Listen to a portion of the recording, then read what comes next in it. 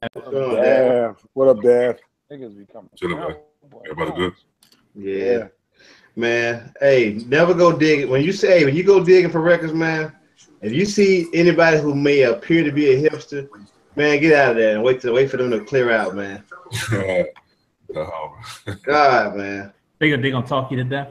Nah, they just be in the fucking way, man. Like, yes, they be in the way. They be looking for shit that they shouldn't be looking for, or they be looking for shit that they think they want, and they don't even fucking pick up anything from the section. They just be there to just see what the fuck you doing, or just be in the way.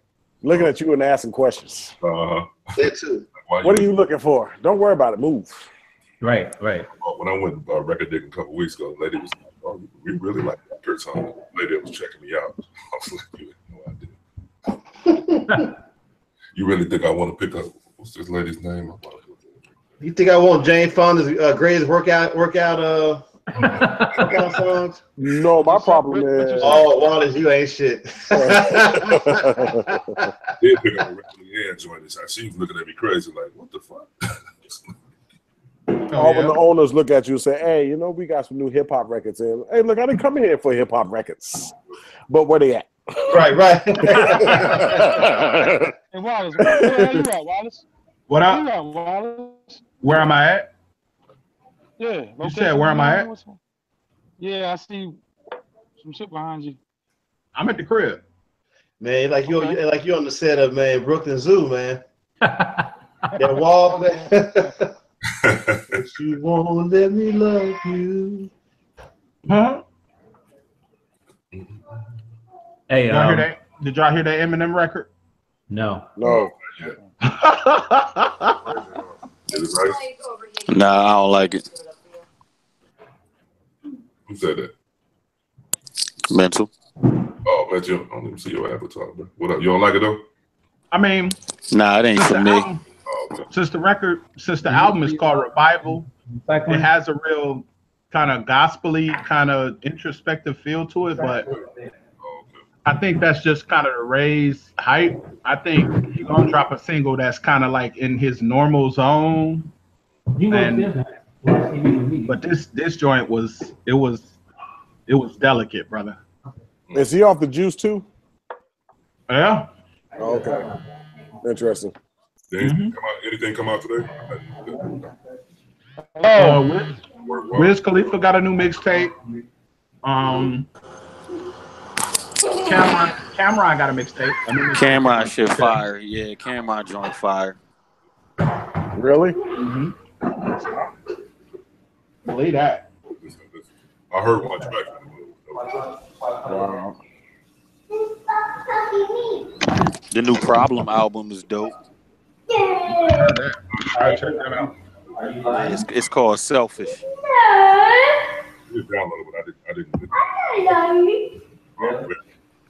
Yeah, he makes dope ass music, man. He's a dope dude. Yeah, I like him. I don't have nothing else. My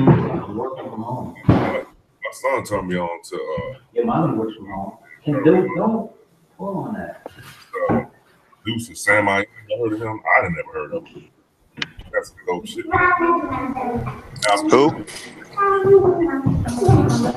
Speak up a little bit, Dad. So, you hear me now? Yeah. I was saying my son turned me on to some shit. I was shocked. I gotta wash my hands. Y'all might know. I never heard of him. I think it's Sam I Am. Nah, I ain't never heard of him. Anyway, you don't like a video for bank account finally dropped by 21 Savage. Yeah. I actually like that song. I love it. Yeah, that's my joint, man. Guilty pleasure. Yes, it is. Hey, Gigahertz, have you heard of a dude named, I don't know, Jeffrey from Memphis? His name is I don't know Jeffrey. Speaking of Memphis, man, first hear me? Got to hit me. Come back. Hey, use your motor to tank out tank. Hey, say it again, Davenport. I was saying, my guy, man, one of my guys is coming down there. He does music, rap and shit. He gonna do it. Coming to Memphis tomorrow to do a show with him and Young Bleed. Damn, really? Yeah, somewhere out there, I don't know where, but him, Young Bleed, and what was the chick from 3 6 Mafia? Le Chat. Le Chat. And her. I got a student in my school that looked just like Le Chat. Oh yeah. Wow. Chastity. Yeah, no. Like, why you call me that? I'm like, well, Google. Look it up. The Chat. Chastity. I forgot her last name. But he been working with her though, man. He got a couple joints with her on it. Him and Young Early in the morning, my two-way is jumping. Him and Bleed been touring crazy, but I mean they've been all over the road, man. Going out. Actually, I'm supposed to get up with him next week, man. I might talk with him. See what's up. Yeah. He said Bleed's still connected with the producers in the I'm pretty sure he is. I mean, shit, he had at his disposal. He had a whole bunch of dope ones. Right. You know, I'm pretty sure those relationships don't die. Yeah. Mm-hmm. What Blue at? Blue coming on tonight, man? I don't think he is. Man, I don't know if y'all saw his post. His cousin that died. Oh wow. Yo, that was me and her went to school together, man. That was my girlfriend's best friend, bro. Wait a minute, hold on, you went to school with her? Yeah. Oh. Yeah. I'm sorry to hear that. Small world, man. That was my girlfriend's best friend when I was in high school. Yeah. Wow. A picture come up, I was like, what the hell? Blue got her picture. I can't even picture a picture. Wow. Small world, man. Yeah, man. That's. I knew she had gone through some shit, but I didn't know. I thought she was doing well. Nobody said it. She was basically dead. Saw some shit. I had no idea. Small world. Wow. Hey, Nas got not Nas. NERD got a new joint with Andre 3000. Y'all hear that? Yeah, it's very strange. This NERD album is about to be something that's going to be very different, I believe. It's going to be very fun, very enjoyable. They got 3,000 back in it. Yeah, 3000 rhyming on it too. Big boy couldn't even bring it back, bro. And already got that out. Don't get me started on. Don't get me started. I didn't want to discuss it. Mike Boogie. Hey, what's happening? What up? What's going on, people? Straight from Kansas City. What's happening, bro? No doubt. That's what's up. Hey, let me ask you a question. Mike Boogie, you heard of a dude out there named Trife Bendo?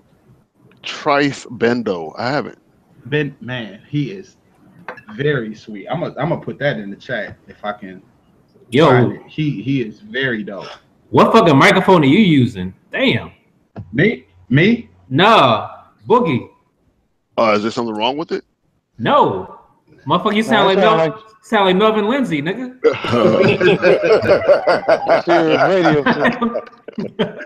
It's just my natural voice, man. He had the boom mic. Yeah, I got a little headset thing. Not boom mic. Works real good. Headset joint. Yeah. Hey, since you got my prerogative special. Since none of us know shit about Kansas City, what's the number one record right there right now? Man, I don't listen to the radio, so I really couldn't tell you. On underground. Panda. Nah. Nah. I mean, Kansas City's a weird town, man, when it comes to music. You know, there's a lot of local artists and it's good. But, you know, if it ain't strange music, then most of the time everything else is getting rejected. Wow. Oh, okay. I see what you got over there. You got an MPC Live over there? I got a Touch. I got a Touch and I got a 2000. 2000. Now, what's that track board you got up there? What is that? This is NCX.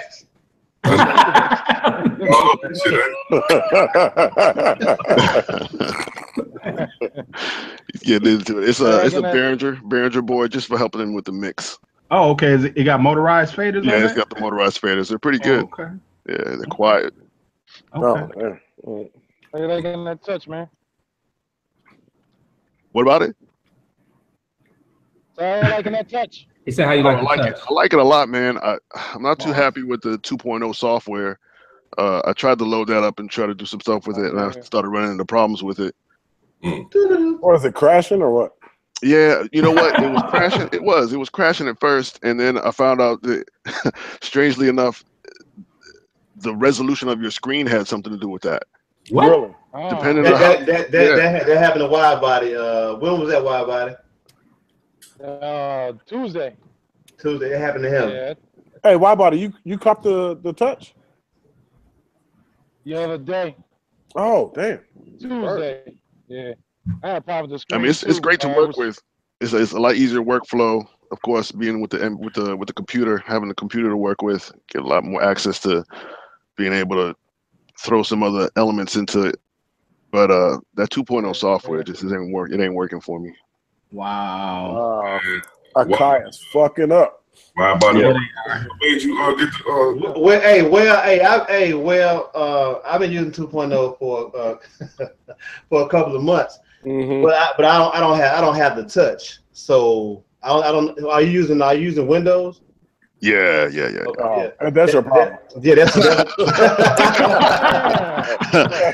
I didn't say that, by the way. But That's your I get it. problem. I get it. I mean, I'm just not into bringing viruses into my home. That's all. Right, but most people, I don't think many of us don't like bringing viruses to the house. But I mean, I think it's mainly a Windows issue because I'm running it on a Mac. Well, that's the virus. That's what I call the virus. That's what he calls the virus. Oh, He sounds like my boy. Right on. He's scared. But I get it. I get it. I know scared. the capability of Apple products, what they're good for. I've just been a PC person for all my life, and oh yeah, no doubt. Yeah. Yeah, me too. That same song. Like a Mac. With a Mac. A Mac is a whole different workflow. To me. It is. But it doesn't take long though to once you convert over, like, so everything in my house is Apple products. But when I have to go to work, working with the government is all PC. Right. But just transferring back and forth, it didn't take long to just convert back. I mean, to go to Mac. Once I finally said, okay, I'm tired of buying a PC every freaking year and a half because it's dying on me. I just had finally made the purchase and made a final good purchase and just purchased Mac. And I've been running the same Mac since 12. Well, you the only one, brother, because I know people go to the Mac store every month to get something fixed. That's operator headspace and timing. That's the operator. Man, I've used Windows for years. I'm talking about years, and when I finally got a Mac, I was like, man, I don't even think I want another Windows. Nope. But I'm not, but I'm not above that because I have to use Windows job. Yeah. But right. I mean, the best thing I did with my Macs was I took out the original hard drives and put solid state. Me too. Once I put the solid states in and then I maxed out the RAM, dude, I'm still good for another 10 years on a Mac Mini that's dated from 12. You know what I'm saying? Clark, I'm on the Mini too. I ain't had no problems, bro. No problem. But I wasn't saying that because I was just saying it mainly because I know that Widebody had just had that same issue to where it was non-responsive screen on his touch when we had to plug it into the computer. So I forgot what he did, but it ended up working for him. And he's been, he just got it Tuesday, I think. So far so good for him. And then you also have to go in there and adjust your resources as well, especially on PC, on the resources for that particular USB port. You might have to dedicate more resource to that. And so honestly, I did get it up working. I get it to open up and it's able to load whatever tracks I had. Because the thing is, I do most of everything coming out of this laptop. I pretty much have the thing going to the laptop, but I hooked it up to my PC, which is a HP Envy. It's a decent machine. Right. And for some reason, even as though I would get everything up and running and everything, I would run into a problem with loading. VSTs. I don't know, man. Yeah, VSTs, man. Really? Like, so there's VSTs on the laptop that would work fine, but I couldn't get them to work on the PC. You got a gaming PC? Got a gaming PC? Do I have one on the PC? Is it a gaming Is that PC? a gaming PC? It ain't no games on it. I mean, it's a HPMV. It's a Yeah, it's a probably with that i7. video card. It's probably because I got a gaming PC too, and I found out it was my gaming card in there competing with that video the video and shit. So I had to go in there and kind of wrap some shit up. I don't know if you can hear me or not. Yeah, I can hear you. Okay. Nobody playing the bongos. And then a lot of those gaming, their video cards, man, they have their own processors on it, and they eat up a lot of resource, man. Woo. They do. Man. Yeah, but outside of that, man, I'm real satisfied with the Touch itself. It's a great device, man. It's like I said, the workflow's been a lot easier. Coming from a 2000, I never really messed with some of the other outboard, but yeah, I love it. I'm a MPC person, so I want to stick with that feel, but have a little bit more variety with being able to do things with the PC. You can't welcome. Welcome. Thank you. There's four of us now. Yeah. Hey, Gadget, there's four of us, Team Akai. I know. Yeah. You traitor. What up, Stacks? Oh, what's up? What's up? What's up, Mr. Big Stacks. What's up, y'all? We had your nephew on last week. Who? Who's that? The historian. Who's my nephew? I know what I said now. I said, old boy was like, if Big Stacks and Davenport had a love child. What? You didn't catch the replay? I caught the replay. His voice reminded me of Davenport. It just wasn't as deep. But then he was dropping all the knowledge and stuff about all the records. I said, man, you put these two dudes together, talk about records. Oh my God, it's gonna be. It's gonna be their own show. Tomato, what's his name? The Malik. Yeah. Oh yeah. Yo, Stacks. He couldn't name one song after '93. I'm not I'm not even mad at that though. A new the man said, oh my God, I'm glad I wasn't on that call. The man didn't even know what he was like, Wu-Tang. Remember them? I was like, oh shit. Hell yeah. He did come to PLC though. 2007. That's crazy. No, but I am mad that the only CD he bought in 2017 was TLC. That's what I'm saying. Oh, I ain't even that bad. I gotta put some later stuff in that. But but you know what? One thing that I did, I respect about him was his knowledge of records and stuff. Man. His knowledge of records, man, like vintage stuff was like impeccable. Like I'm like, damn, this dude knows a lot of shit. And the hip hop, man, the old school shit, he was like, shit, going past my knowledge. I was like, oh shit, okay, damn. Especially with before pre 86, I would say pre 87. Oh yeah, you getting in my realm now. That is, yeah. I mean, on that kind of stuff. Hey, the Incredible Bongo Band, remember them?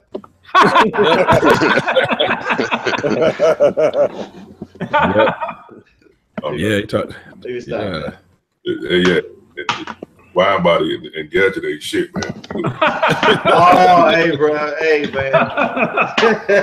That's why man beat all on top of y'all. I couldn't take it, man. That's crazy. I don't do it no more, man. I'm like,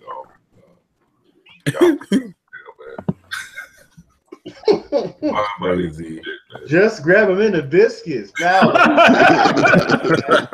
Hey, man. You know the lyrics to the Hunky Dance? Hell yeah. Taking it back to Michael Viner. Shouts out to me. Man. Shouts out. That was great, man. Shouts out for real. That's crazy. I was like, man, what Big Stacks said? He ain't got Big Stacks to go back and forth with. Y'all could have been like, man, run and DMC, man. Talking about the records and stuff, man. When I was listening to the podcast, I was like, damn, see this dude. Like, I'm thinking to myself, like, man, where's Stacks at? That would have been classic. Oh, I was out of town. I was in Indy.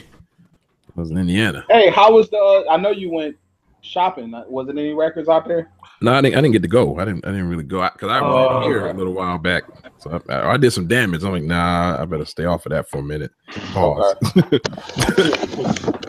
Okay. Damage. Now that go, you got to go in waves. You know, you married man, y'all know how it goes. Yeah, no, I don't know. I don't know what you're talking about. So it was no Harold's Chicken out there? Is that what you're saying? Right on. I put a hurting on it a couple weeks ago. Like, man, I ain't going to hit no records. I can hear it now. Got more? I have 4 bags of records, man. I have bags of records, man. So, hey, Wallace, tell me about this Eminem song. I haven't heard it yet. I saw the blog.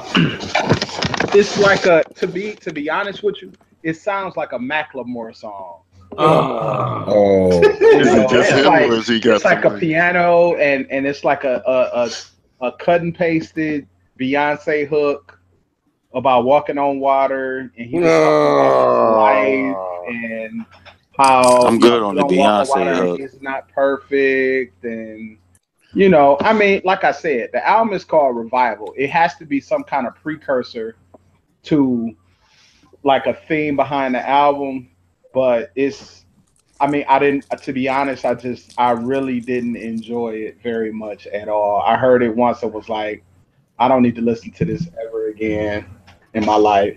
And I like Eminem.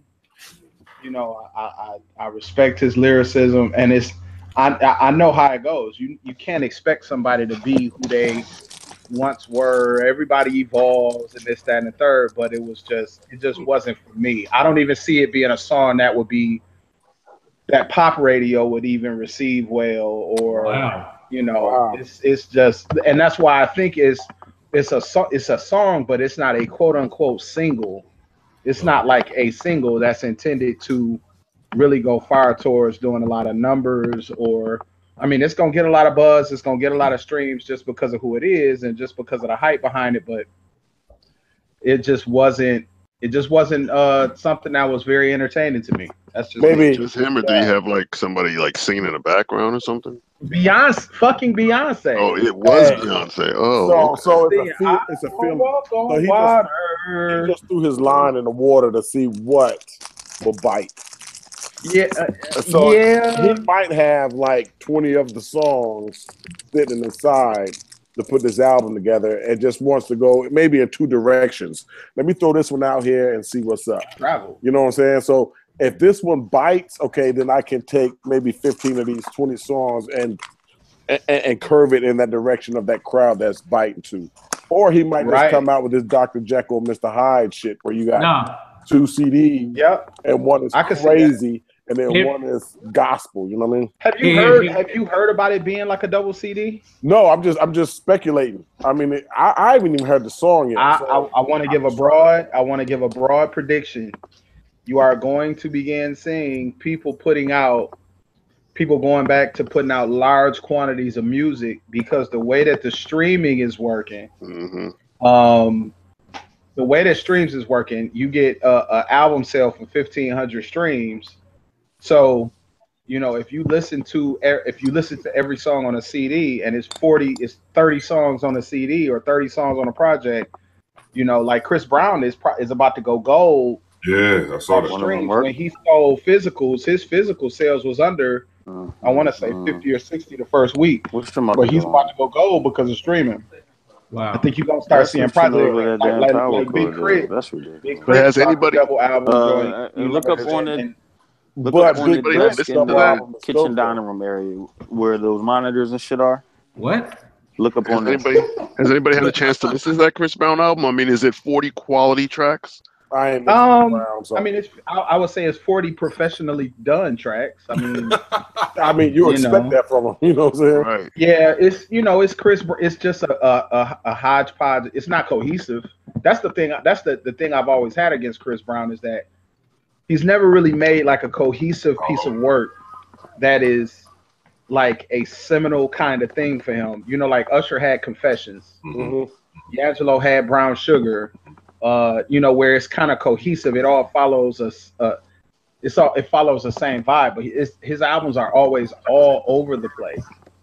Trying to capture too much of the market versus finding your own niche and catering to a particular audience. But you know what? If you can do that, then kudos to you. You know what I'm saying? Because like Big Crit's album, I would say it's kind of all over the place. It's a roller coaster ride. You know what I'm saying?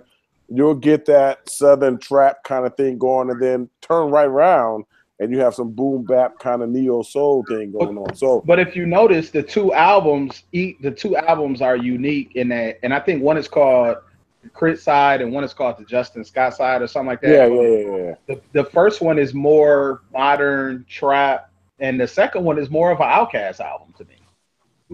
It's more of a Dungeon Family album to me. You know what I'm saying? It's not as bouncy and all that. I think that's because I think that's because Big Crit is basically like UGK and Outkast all rolled into one. Yeah, I agree 100%. You know what I'm saying? Like I hear those four dudes every time I hear Crit rhyme, and not saying that because he doesn't rhyme like them, but he rhymes like them. Like it's, you know what I mean? Like it's that same kind of frequency vibe. Kind of. I mean, you can throw David Banner in there too because he can have his moments, and then he can have his other moments when it's just straight, we're gonna tear this club up type crap. You know what I'm saying? Yeah, like the T.I. Rubber Band beat. You know what I'm saying? What do people think about Lecrae? I love Lecrae. I think he's dope as shit. I think he could probably body a lot of hardcore niggas. I agree. I have not taken the time to listen to any song by him. Yo, Lecrae's been dope for the last 8 years, man. Me either. I think I've had one record I actually listened to all the way through, but the rest of them, I just need to sit down and just kind of, so I can form a good opinion on his work. Yeah, he's dope. Hey, Wallace, you gave a more critical response to Eminem's record than you did Kodak Black's album. Kodak Black. Wow. I'm not a fan of Kodak Black. I don't think Kodak Black makes hip hop. I don't think that's hip hop music. I don't think he's rapping. I don't know what he's doing. I just don't. I've never listened to.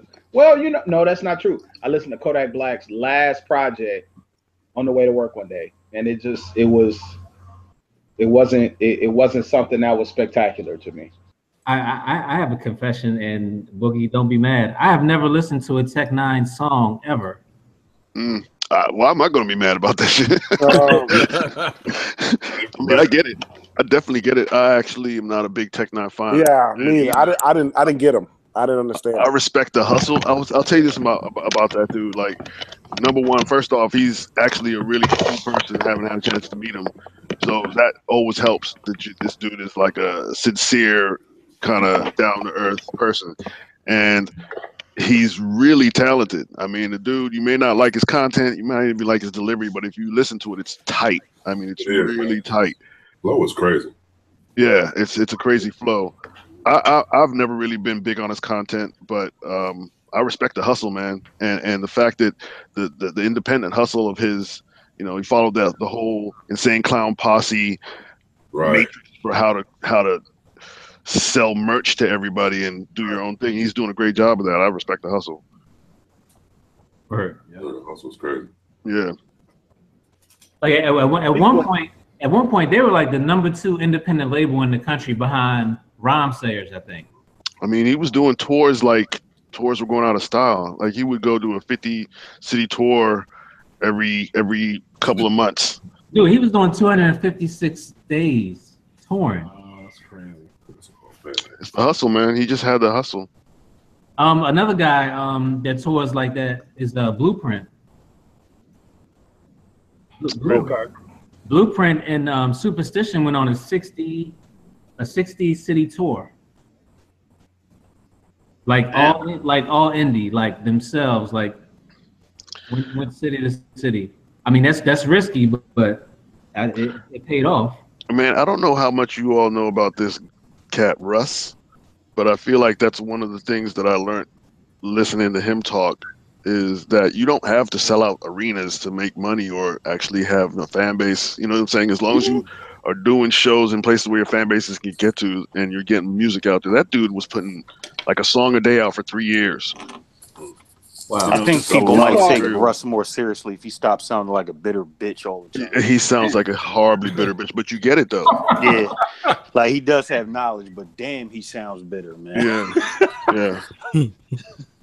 Wow. Yeah, I nah, have fun watching. if you can get through that though, he's dope. Wow. I don't know. You know, you would rather be in a position where you can create a fan base and be able to depend on that fan base to support you, and you know, grab people here and grab people there, and you know, as opposed to being a flash in the pan. Look at the Roots. I don't know if the Roots have a platinum album. No, that I think the one with the Cody Chestnut record is a platinum album.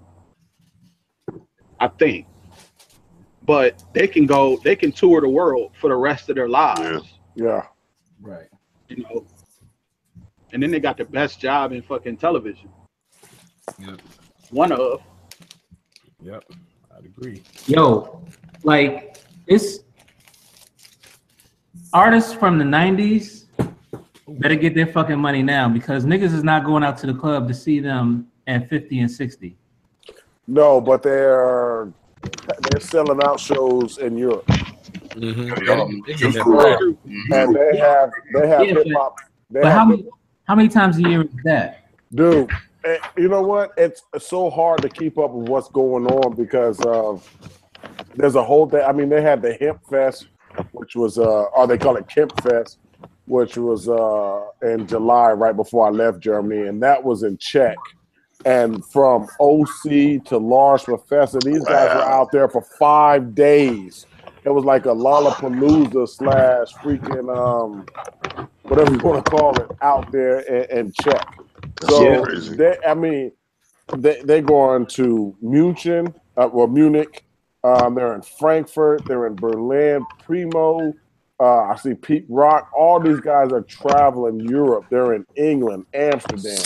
Right. They're making good money. And Mob traveling for like the year past. They was traveling damn near a year over in Europe. Yeah, they are making good money in Europe. So they can come home and just chill. Not just older acts. You take an act like Apollo Brown and what's my man name? Planet Asia just went overseas with the Anchovies album. And I mean I don't know if they selling out arenas, but I mean, they over there eating. Every time Apollo Brown drop an album, he goes to Europe for 3 months. That's crazy. Yeah, and nobody knows about him. I can't say nobody, but a lot of people don't even know about him here.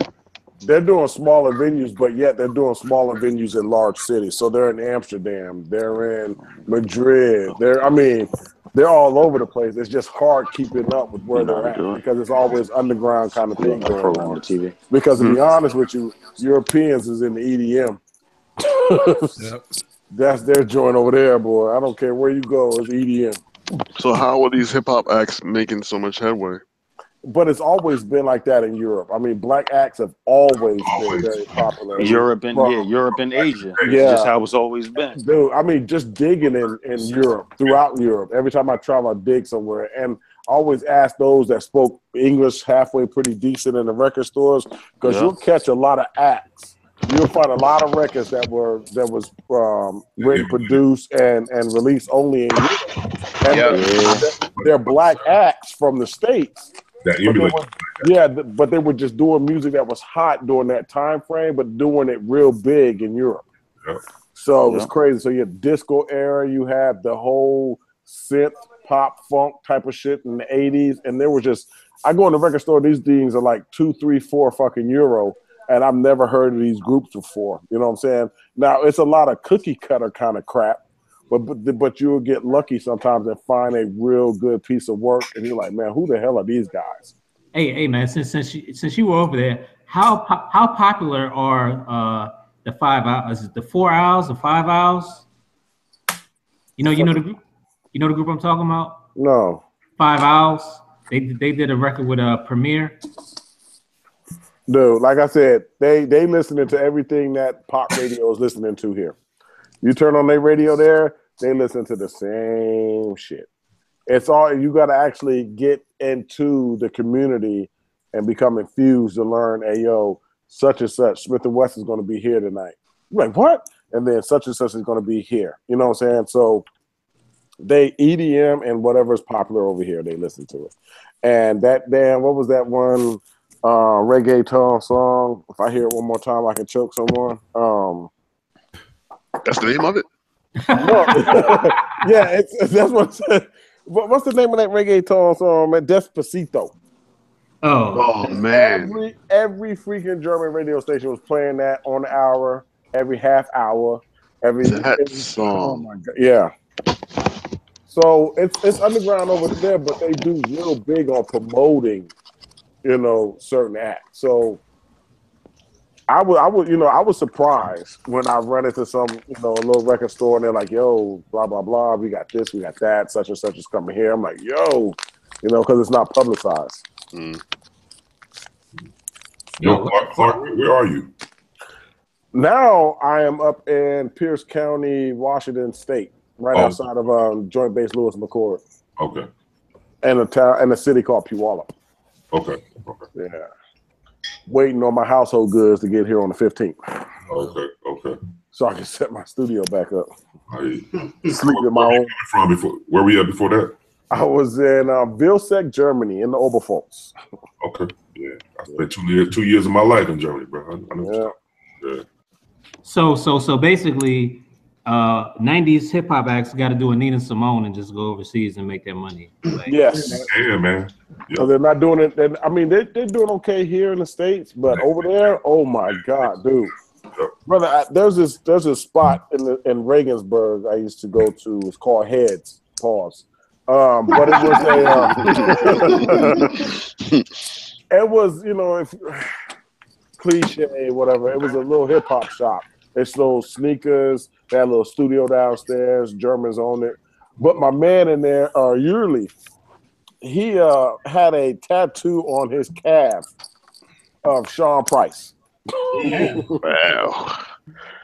And there were some other groups over there. I hooked up with this production company called Hungry Lions and all these cats over there. But I mean, hip hop is prevalent there, and it's been prevalent for a while. But it's just like here, it's kind of underground. You got they know about the Kodiak Blacks. The younger generation, they keep up with the Kodiak Blacks and all that other stuff. But then there's still a population there that still likes the underground. You know what I'm saying?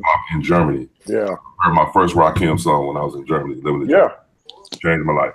We used to chase that stuff, man, when I used to live on Ramstein. When I was in junior high school, we used to chase that stuff. We would have we used to call them 4th, 5th generation tapes that had been recorded about 4, 5, 6, 7 times by the time you got it. Exactly. Yeah.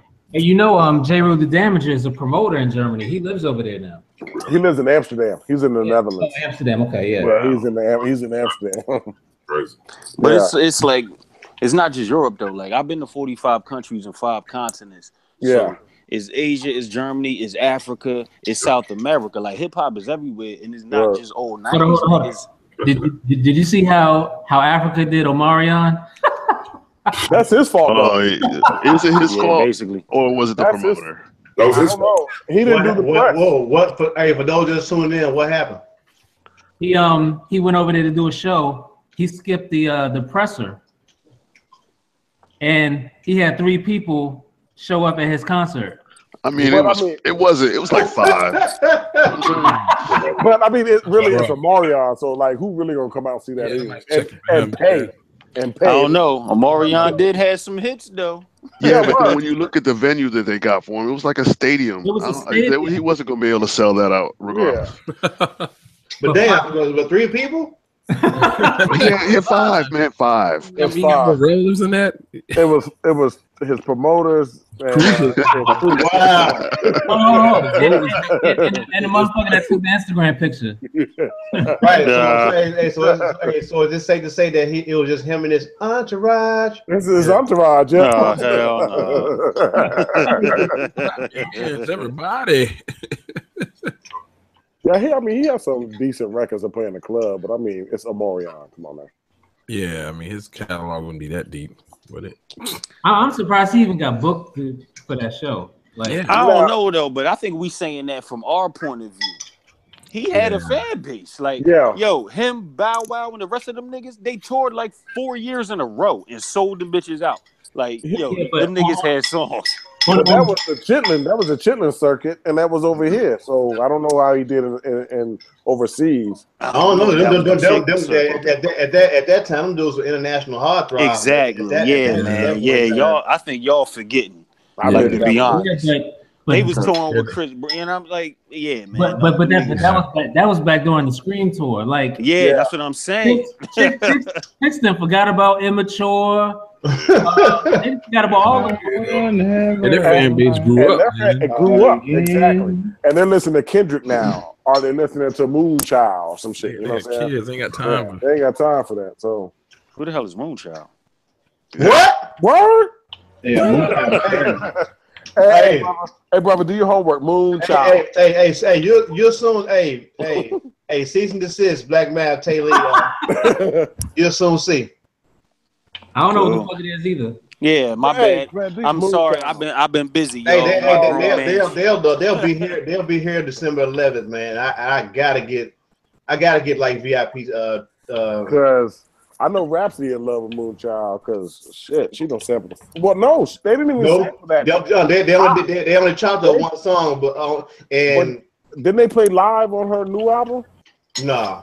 Oh, okay. I don't think. I listened to that song about 3 or 4 times, and I was listening for. I don't know who it is either. Like I was. Hey, hold up. Jay Bishop been on here talking about Moonchild for about years. I'm gonna tell y'all who Moonchild is. Y'all have heard, all of y'all have heard Moonchild. Yeah. Because y'all heard That Feeling. So y'all have heard Moonchild. Yeah. Really? Oh, well, damn, y'all niggas can't just say that. Right. Right. That's all I'm gonna say. And you said they coming down where? They'll be in Memphis on December 11th. I'll be there. Oh, okay. They're coming with what's my man name? Kawasi Washington. Yeah, he's the headline, and they're the opening act. Oh, okay. They're the opening act. Wow. Yeah. So I mean, man, that's a work day for me. But when I get off work at 5 o'clock, bro, I'm man. Shit, shower, shade, bathe, out. Gone. Yep. And I'm calling in sick the next day. But that fake cough. I don't be able to make. No doubt. 2017, we don't got cough no more. Hey, cough roll. Matter of fact, they're gonna be in DC. That's part-time job shit. First of November. Yeah, they're gonna be in DC first. They're gonna be in DC. They're gonna be in Philly. Cincinnati, if you're in that area. If you want to go to Charlottesville, we're invited to play at Stevie Wonder's birthday. They must be dope. Yeah, they're gonna be at RVA. Oh yeah, RVA on the 1st of December. They'll be in Raleigh on the 2nd, Asheville on the 3rd, Birmingham on the 5th of December. They'll be in Atlanta on the Where's They're actually in Detroit tonight, right? Are they? Hold on, let me see. The 10th. No. They're in Oberlin, freaking Ohio. All right, then West Ohio. Yeah, and then on the 11th, they're in like I'm freaking. Kind of looks like a East Coast tour. No, they'll be in Indianapolis tomorrow, and then they're going from there straight to Toronto. That's just a hop and a skip, though. Yeah. Well, yeah, Moonchild is. Man, I've been fortunate enough to have 3 of their albums. Yeah, and they don't disappoint. They messed me up because I had their joints before I saw them on YouTube. Me too. My wife and I let my wife hear it. Right, my wife was like, "Wow, they're white." I was like, "Yeah." And white. They white too. It's not like lily white. Yeah. So are they like what was the group back in the day? Portishead? I mean, like kind of like that. Oh, that's my group right there, man. Yeah, me too. Who? York too, man. Portishead with the Halloween music. Yep. York and all that was in all that alt stuff, man. I tell you what. I throw it in the chat, in the Hangout chat. Yeah. Man, I'm telling you, man. Hey, you will not be disappointed after you hear it. Oh, yo, I seen these chats, man. Yeah. Okay, yeah. They got long hair.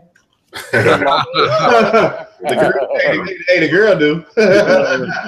Long red hair. Mm-hmm. When you hear her, you automatically think about somebody like my girl from Rule Theory, Amela Rue. Yeah. Have y'all heard of Sabrina Claudio? No. No. Okay, it's Sabrina, and her last name is spelled C-L-A. Wait, did she just come out with something like the last few weeks? She just dropped 2 records here in the last month. Yeah, she like CLAUDIO.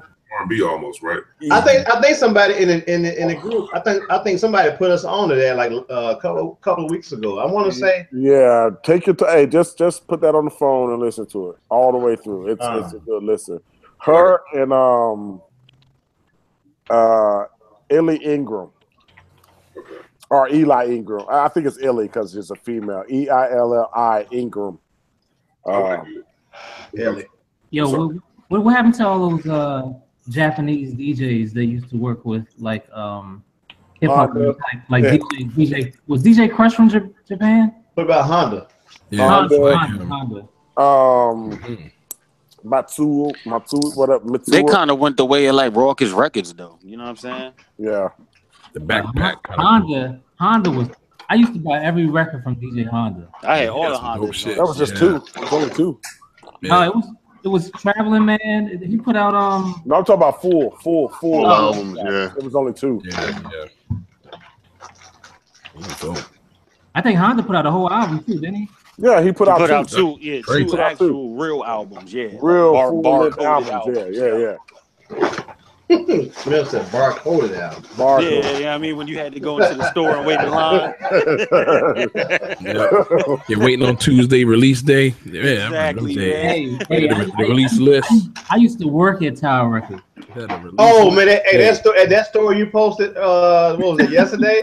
Yeah, look, hey man, I'm gonna need you to stay on Facebook for a while, man. Yeah. That's crazy. Yeah, man. Yo, I have never met anybody who has never seen Coming to America. Never. That's wild. That's crazy. Black or white. All color purple. Yeah, all color purple. All color purple. Right. Yeah. To me, if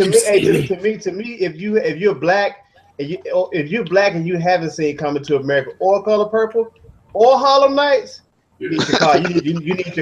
You need your black car taken away straight up. Exactly. I knew somebody that never heard of Loose Ends. I mean, wow, black person like what? Huh? Who? Why? They were hanging out with it. Never mind. Yeah, I was like, come on, man. Come on, son. Never heard of Loose Ends. That was a hit group. What do you mean? And from that period, that's the crazy part. Wow. I was on, but going back to Tower Records, like we would have to lock the doors at 11:59 and let a line form, and then let people in because motherfuckers would get slick and just stay in the fucking store until midnight and just pop up. This brother is selling Space Jam Jordans, man. It was that bad. Yo, the night, I think the biggest nights for hip hop at my Tower Records was when Lauryn Hill dropped and the Victory. No. Really? No. Not in DC, not at the GW store. Maybe at the other ones, but I know Lauryn Hill was a big one, and I'm lying. The Woo was one of them. I was in Virginia for that one. I was thinking about DC. But there was another one that was crazy. Like Jay-Z? Nah, it wasn't Jay. Eve. It had to be the Eve's first album. Was the Eve's first album? Was Nah. Was it Earl? It might. The Chronic. Oh, really? Oh, Chronic. Yeah. Oh, yeah. Oh, yeah. There were lines, and Snoop's album too was crazy. Chronic was crazy. Everybody wanted that. I mean, it was dope, but Doggy Style. Damn. What? It sold out the first day.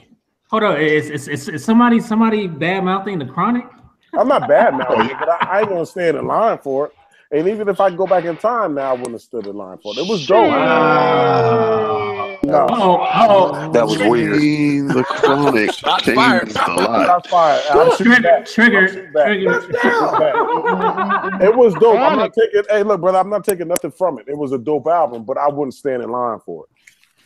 I'm sorry. Sonic changed the game up, man. I wouldn't stand in line for it, but that's just my opinion. I mean, we can go. I thought, that was just my opinion. Yeah. But Lauren, the night Lauryn Hill dropped, it was white people, it was black people, it was Spanish people, gay, straight, like it was like every man, it was every form of life trying to get that Lauryn Hill, man. That was a straight play. That album was dope. That was a complete album right there. That was a complete. Yeah, it was dope. That was. Make an album. Take that blueprint from that album, man. Exactly. Do you consider that a hip hop album though? Yes. Place his brother. It's a hybrid album. To me, no, it's a hybrid album. It's hip hop. Fuck that hybrid. Yeah, it ain't No, it's hybrid, dude. A Logic album is hybrid. That's a Prius. How do you call that? Hold on. Is Mary J. Blige's first album a hybrid? Yep. Yes. Nah, it's hip hop, man. There's a lot of boom bap on there though. Them beats is it's hip hop. I wouldn't call it hip hop. That was an R&B record. That was a blueprint for R&B hip hop at that time frame. Yeah. She was the precursor to all the Faith Hills and the rest of them coming out. You know what I'm saying? The remix album was crazy. The remix album was nuts. I want to say. Faith Hill ain't dropped nothing like that. When I say hybrid, I mean like you could it could pass for like R&B because there was a lot of hip hop. It was very, very, very much hip hop influence as well, but the R&B side of it too. She was singing her ass off too in there. So, but it was sonically it was pleasant to the ear. That's why she's got a lot of fans for that album. You know what I'm saying? It was a great album. Yeah, sonically, wow. Absolutely. And even lyrically, wow, but I just really, I don't know if I could consider it. Like, I guess I would be more leaning towards the hybrid side of things too. Damn, on that album. Nah, that was but I'm kind of mad. You know how labels like once Lauryn Hill, once something pop off, it'll be 1,001 copycats. Right, like Davina was the only person that was in that lane. And she produced her own album too. Wow. Yo, Davina actually cool as shit. I be chatting with her sometimes on IG. I forgot. I was so surprised, man, when I bought her album on vinyl, and I was looking at the liner notes. I was like, man, she produced this whole fucking album. Like what? Wow. Davina and got songs with Raekwon. Davina, remember him? Raekwon. She had songs with a gang of the Wu-Tang members because a bunch of them did remixes. Well, and she was on Loud too, so yeah, exactly. It's I had funny all of her because singles and B-sides. She's from Detroit. That song, I just need to listen to it again. That shit's on my title right now. Come over to my place. We had the remix with with some of was it Ray? Was Ray on that song? On the remix. Was it Light of Dark Man? On the remix? Yeah. Yeah, a lot of Dark Man. Okay. That's the name I haven't heard in a while. LA. Yeah. From Grand Rapids, I think originally. That dude was dope. His little brother's Willie the Kid. Wow. 6 degrees of separation, huh? Yo, LA had a record. I call him Law. Law had a record. Law had a record called "I Want It All." Oh my god, nigga, that shit was so bananas back in the day. I think all Gadget really wants out of life is for a real dope R&B singer to be singing on hip hop beats. Yep. Oh, the other artist that had it wasn't the Chronic. It was Big Pun, Capital Punishment. Oh my god. I probably would stood in line for that one too. That was dope. Nigga. I would stand in line for Beware Alone. Yeah. Like seriously. The first time I heard Pun, man, was on a sampler. I don't know what it was. Well, the first time I heard you're not a killer. You ain't a killer. Oh yeah. And I was like, man, I don't know who this dude is, but then I heard him again. No, I heard him off the books first. Then I heard You Ain't a Killer. I like, man, I can't wait this dude put out an album. Then that shit finally happened. Wait, wasn't he on the Soul in the Hole soundtrack first, or did that come later? That was Soul in the Hole. That was actual Soul in the Hole. You Ain't a Killer. Yeah. Hey, who's that bro? That chick from New Orleans? On 3D Nati. She needs to. I want to see her do some work with some other people. I love her, man. Yeah, she's dope. I just started listening to her. Yeah, it's very dope. She been out now, man. Like she been on the underground tip for a couple years now. Yeah, she been out for a while. Yep. Wow, man. I was like, who is this? Look, she was out before all of this social media shit, man. Like, you know what I'm saying? When you can really see people. Yeah, at one point, at one point, she was I think she was managed by 300, I think, for a little while. Oh, wow. 300 Entertainment? Yeah. Mm-hmm. But they might have wanted her to, go to the Nicki Minaj route, and Yeah, she way yeah. She's a lady right there. Huh. She got the actual lyrics, like she got some shit. She do. I'm still tripping over. I wouldn't stand in line for the Chronic. Oh, but real quick before I forget, like back to Big Pun. We can talk about that in San Francisco. Hell no. Would not stand in the line for the Chronic album. I don't know, man. That shit kind of changed my whole perception of the West Coast too. Yeah, that was dope. It did. And then Doggy Style followed it up. That was crazy. There was just a bunch of bullshit that was coming from out of that way. It was just. But yeah, they were killing it at that stage. The tree joint right there. Hey, was the Dog Pound album better than the Chronic? Hell no. No, with a capital N. Certain parts. I didn't buy the Dog Pound record. Nah, I don't think it was, because you gotta think about it. The Chronic kind of set the table for all that. Exactly. Did. I would say I'm gonna be honest with you. I would say no, because the Chronic was kind of like one of one. But Dog Food, I felt had better vocal performances, better bars, because Corrupt was a man unchained in that motherfucker. Yeah. Jesus, it's kind of hard to put the Chronic up against, like you said, like a one of one. It's hard to put the Chronic up against other things just because of how it changed everything at its time. Like it's like trying to say Mike Tyson is just as good as Muhammad Ali. Right. Yeah, nah. And first of all, hell no, if anybody thinks that. Let's establish that right quick. Hey, Stacks, I think that.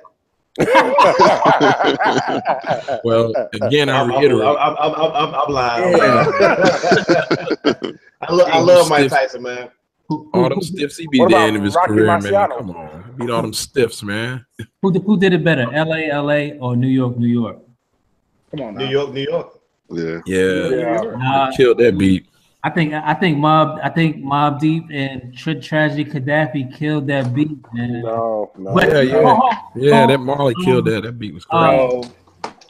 Corrupt did kill that motherfucking beat by himself. On the beer. That's what I'm playing. He needs Snoop. But Tragedy Gaddafi's verse on LA. Oh man. That's one of the best verses in hip hop to me. He writes some dope shit anyway. Tragedy's sick, man. I always thought he was dope. He's underrated, man. Verses. Yo, that shit was So Intelligent Hoodlum was always dope. Yeah, Intelligent Hoodlum was dope. Yeah. I didn't when he went into. You don't like Tragedy Gaddafi? I love Tragedy Gaddafi. Man, Intelligent Hoodlum when he was Ansar Allah. Yeah, man. I was all over. Pause. Tell them how you really feel, Clark. Just to be close. Sing along, Gadget. Gadget know the word. Oh, thank God, hell yeah, you know.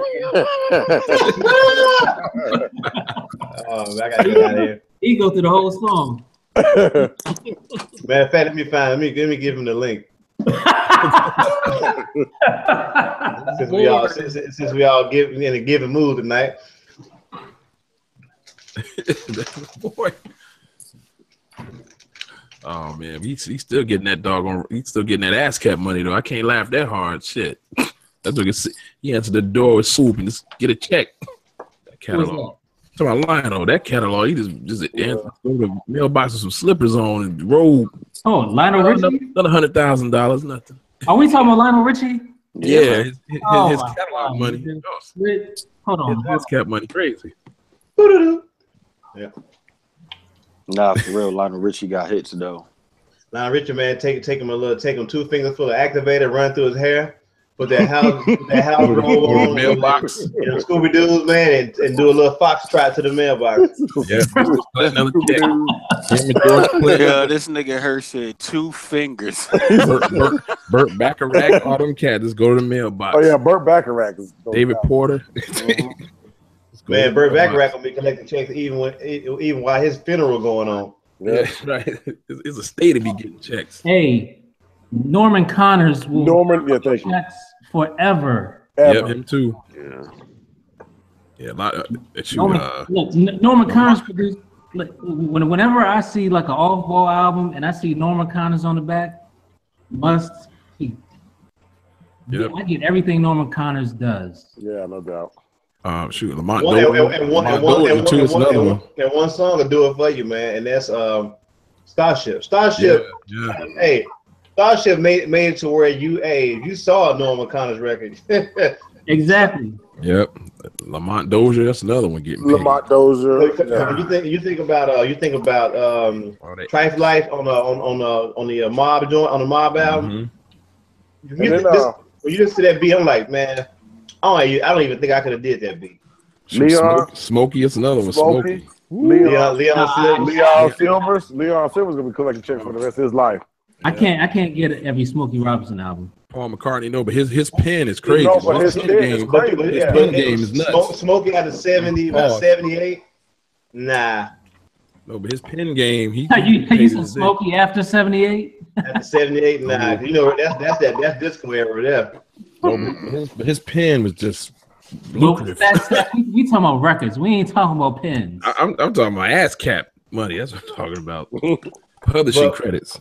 But you know what? Smokey is the greatest songwriter, man, to ever live. Yeah. Better than Stevie? Yeah, that's a good question. Hold on. Let me rephrase that. Some checks too, actually. Let me rephrase that. Smokey is responsible for legacy, which is Motown. Yes. If you didn't have Smokey Robinson's pen game, you don't have Motown. Now, when it comes to just pure songwriting, invoking emotion and feeling and stuff, Stevie Wonder, the greatest songwriter ever lived. Prince. Valerie Simpson is another one people forget.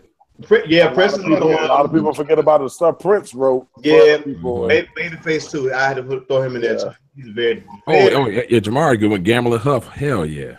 Rod Templeton. Yeah. Yes, Rod Templeton. But I'm talking like Stevie Wonder, man. Like, if you think about some of the stuff he writes, like man, how can he write that and this dude can't physically see? I think that's why he can write it. Exactly. Take a little trip by Minnie Riperton, man. Come on, man. What about Fonte Coleman? Okay, Walter. You're right, Walter. Hey, you know what? You're right. I know. Dude is a cold. Hey, I'm gonna tell you, I listen to some of this dude's stuff sometimes. Like, man, where is this dude? Where is this dude? What was his mindset when he wrote this? Yes, sir. Fonte Coleman, come on, refresh my memory. Little brother. Oh, Fonte. Oh, okay. And I'm being dead ass. I'm being dead ass. This gonna be writing R&B. I listen to. Let me tell you, this last week and a half, I listened to Foreign Exchange all week. All albums. Yes, for the whole month. You can listen to it for the whole month. Yeah. Yeah. Just hit play and let it go. You throw them in there and anything Zoe, Eric Roberson. Yeah. Just go and you put all that in there and you can just go for like 2-3 months. I agree. Well, I'll tell you another one getting paid too. People forget about Leon Russell. People don't realize he wrote Masquerade. Man, that got hits. People don't even know his name. Like, Leon Russell. Yeah, every time Masquerade play, check. I have a couple of Leon Russell albums. Yep, that Joker he wrote a lot of hits, man. People don't even know. Billy Preston was another one. Yeah, but I'll put Stevie Wonder's catalog up against a lot of these people's catalog. Yeah. Easily. Like that's such a skill, man. This dude wrote a whole damn album about. Damn, Carole King. Oh, there's Carole King. Respect all them, man. Come on. This dude wrote a whole album about plants, bro. Like, who makes a whole album about plants? You know what I'm saying? And it's dope. And it's dope. You know what I'm saying? Like, man, come on, man. If you don't have that in your collection, if you're a Stevie Wonder fan and you don't have that in your collection, it's criminal for you not to have that. Then they're not a Stevie Wonder fan. Yeah, maybe so. What about Tom Bell? Who was his partner though? I can't remember her name. Is it Cynthia Weil? All right. Hold up. Yeah, I'm about to go against the grain here. We gotta stop saying that people are fans of some shit if they never heard of it or don't have brother. Hey, that's just like if we're setting baseline right now. This is baseline. Creed. If you ain't got this album, you ain't got this album, you ain't a fan. It's like you a Marvin. If you a Marvin Gaye fan, right? You ain't got Hear My Dear, or you don't got Hear My Dear. If you ain't got Hear My Dear, you ain't a fan. You ain't a fan. You ain't got it. I got it. My first divorce. Hell no. That record got me through my first divorce. I'm telling you something. I had to go get another copy. And if you don't rank that album in your top 3 of Marvin Gaye releases, you really ain't no fan. Obsessive, jealous. It's kind of sad to hear it though. If you hear the content, like man, the content is sad. Jealous. Man, like, you know. I mean, sonically though. When you say your wedding vows, you're supposed to mean it for real. I mean, he was hurt. I knew Big Stacks because he was singing. I like his singing. Go ahead, Big Stacks, damn it, shit. No, but it's a beautiful album though. Anger my joint too. That shit hitting. I want to try to figure out what it is. But Mills, I feel you on that. But like sometimes people will tell you, man, I'm a huge fan. But have you heard this? Where he made that? Like motherfucker, he made it before that other album you were talking about. Man, look, that reminds me of when people are like, "Oh yeah, you from Philly?" Like, yeah. Oh well, where from? I name like 7 different spots in the actual city, and then they tell me they're like from the suburbs, or they'll stutter because they're actually from the city. And I'm like, all right. I love them guys that are all collectors and stuff. And I'm a big music fan. You got the White Album? Nah. You got Curtis? Nah, man. Yo, I'm Curtis. What do you mean you got Curtis? Really? Yo, I get inspiration every day from what I listen to. Like, I actually had to Google a song from a State Farm commercial because this shit was bananas. Mm-hmm. It's a fucking Doris Day record. Yep. Wow. Hey, that joint is nice though. Yeah. You know what I'm talking about, right? I love you. A bush of respect. A bush of little. Yeah, that shit there, man. All time. Can you hear me? Yeah. You know they just opened up Payday Records again. Just opened up what? They just put back Payday Records.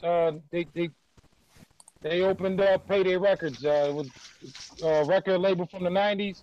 Yeah. The old Jay-Z label? Yeah. Jay-Z, OC. Wow. OC. What did they, I mean, they got new artists on there or who? DJ Mills is going to be the first artist or whatever to release a single on it. DJ Muggs? No, Premier. Oh, okay. Premier. Yeah, I think that's the shit that him and Ferg got that new single with. I think that's like the first joint from the Payday shit. That beat is crazy too. I thought that was on Ferg's album. I seen it when I seen like the preview joint. I seen like something about payday, like a hashtag or something. So I think it's all in the same play. It's probably on Ferg's album as a whole. Okay. Speaking of songs of just random, soft songs is dope. Put the link in the chat. Yeah. All right. Wichita Lineman, Glenn Campbell. That's all I got to say. Say again. Who? That's one of the prettiest, soft ass, country-ish songs in the world. But Wichita Lineman, man, you mentioned Doors there. It made me think of Wichita Lineman. It's one of my favorite songs, man. That shit beautiful as hell. Shit, Willie Mitchell is royalty around here. Yeah. You know some of my favorite like soft rock joints, like who's the group that sings Baby Come Back? Oh, player, yeah, that's dope. Yo, Vanilla. But hey, they got other joints though. They got other joints on that album. Ambrosia.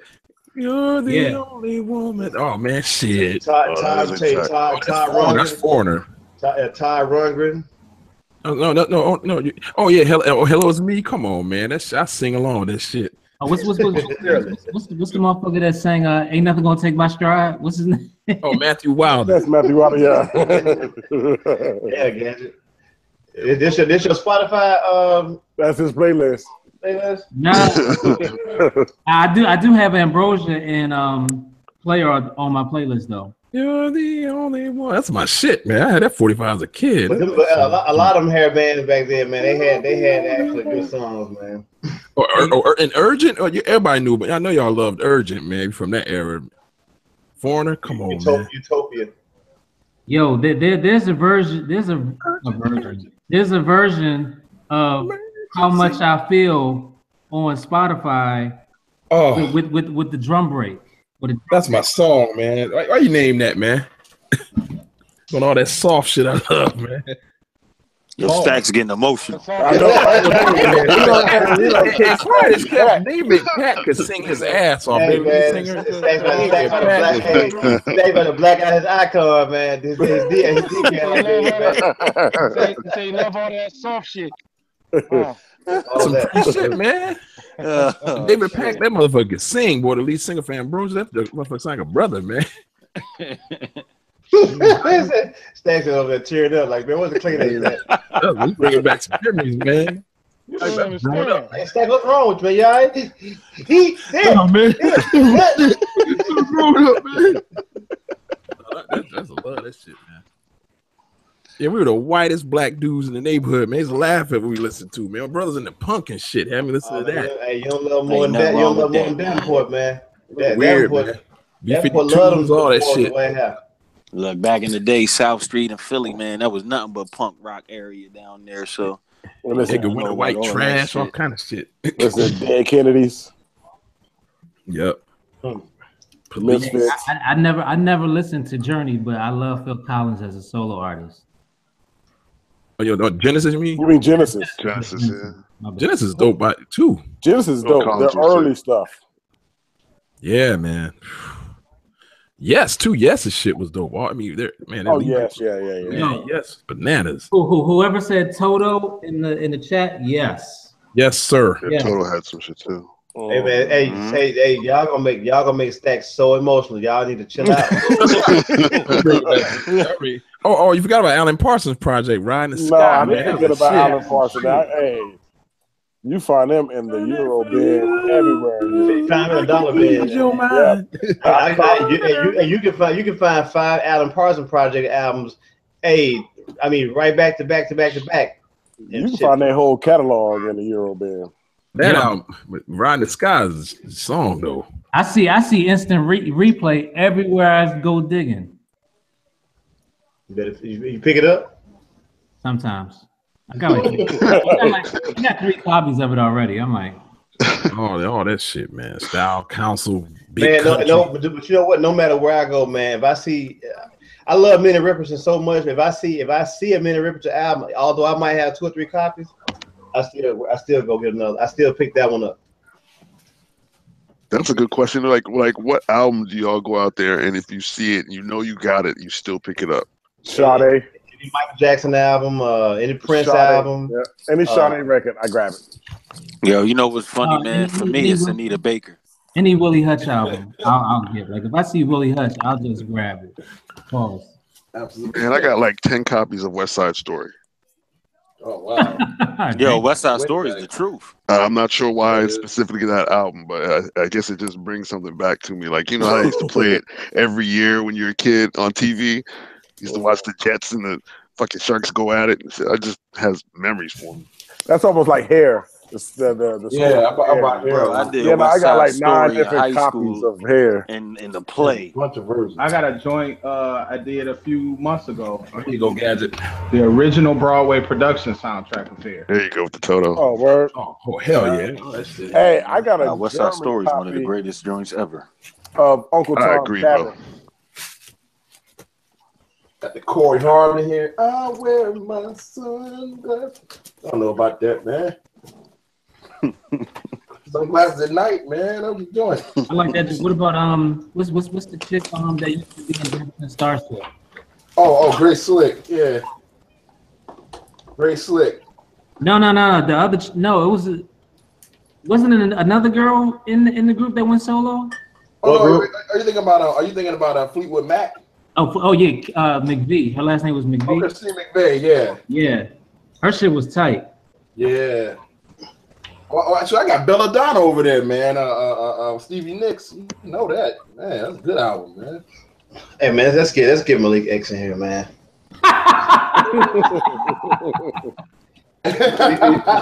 we need to have a duel. Right, we need to put him and Big Tex in the same room. Yes, sir. Do y'all pick up? Do y'all get Pat Benatar albums? You know, hey, you know what Pat Benatar? Well, my favorite Pat Benatar song is the shit she did for the Legend of Billie Jean, man. The title track joint. I don't know if y'all ever seen that movie. Yeah. But growing up, I used to love that song. But I pick it. I got 2 Pat Benatar albums. That's what the name of them are. I don't know.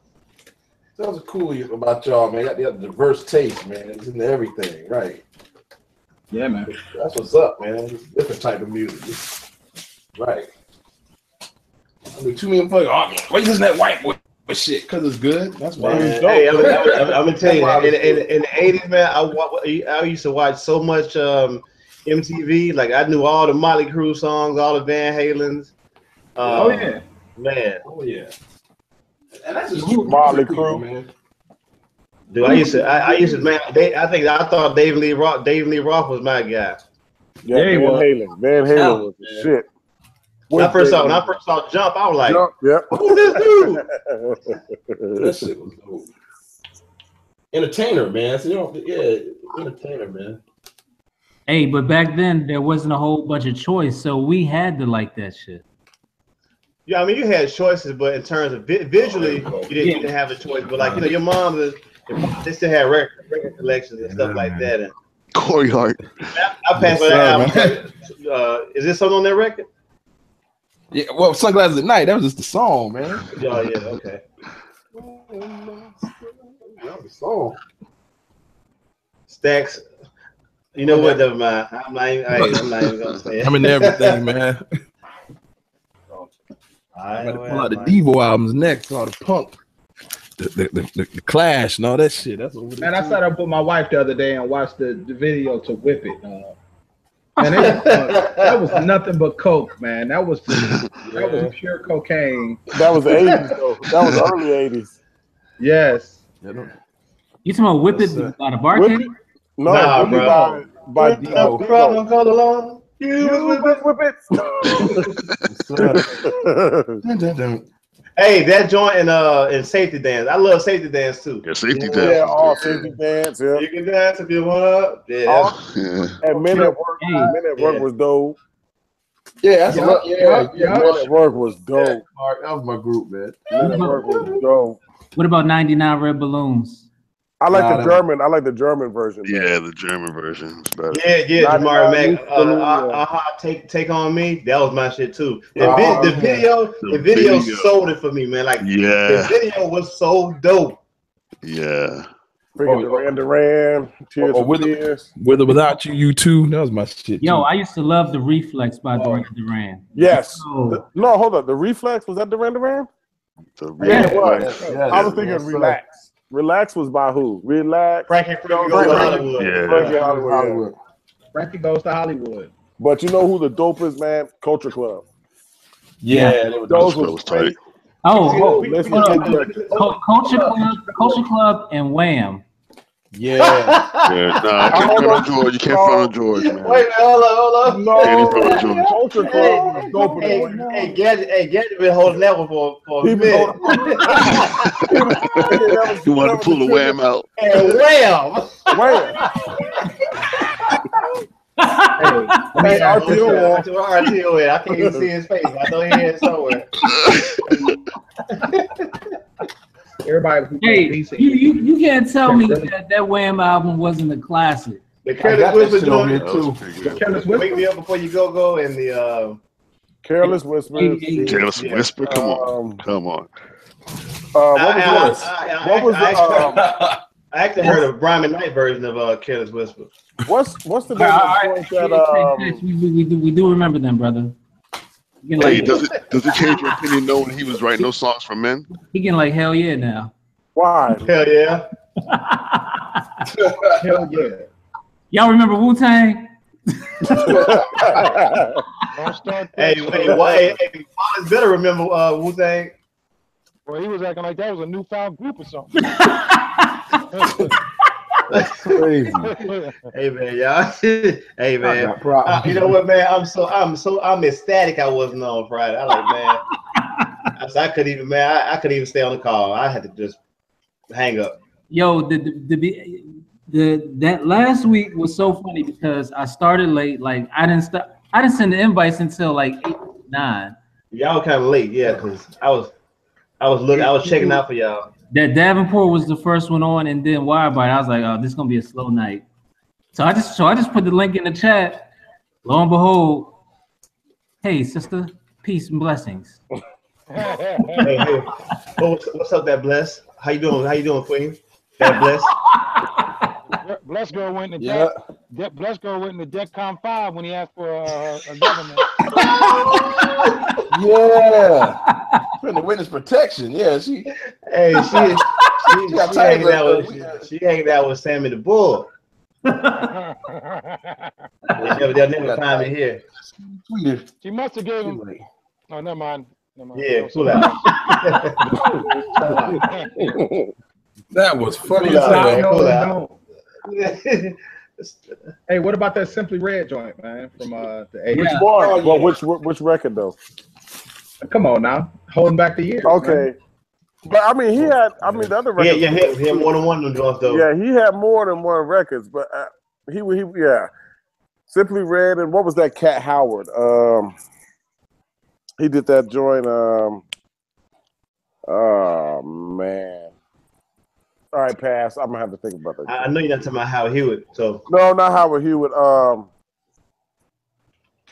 Terrence Trent D'Arby. No, his name's Howard. Howard. I can't remember his name. Terrence Trent D'Arby. Yeah. What happened to that dude, man? Terrence Trent D'Arby. You know he could sing, but I think the Michael Jackson comparisons just. No, he was more like Prince with his. I thought he was more kind of like Prince if he was going to compare anything. I think they compared. Yeah, he was very raspy, but his movement. Wishing well, kissing well. They sign your name, joint though, man. Yeah, that was crazy. I used to fuck with all that. I used to fuck with the Talking Heads. Yes. Yes. The Cars. Yeah. What? The Cars had great videos, man. Yes. Had great fucking videos. Them shit was tight. Yeah. Howard Jones. He did that. Oh yeah, Hold Me Now. Yeah, Hold Me. Yeah. No. That's Thompson Twins. That's Thompson Twins. You're right. Howard Jones did. Yeah, I know what you're talking about. Hey man, and it kind of found out them suckers ain't even twins, man. Vandal Ballet. Oh yeah, true. Was that their only song though?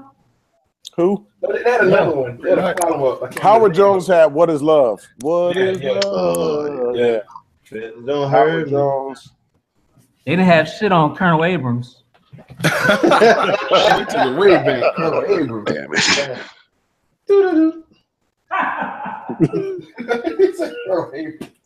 Nigga, Colonel Abrams.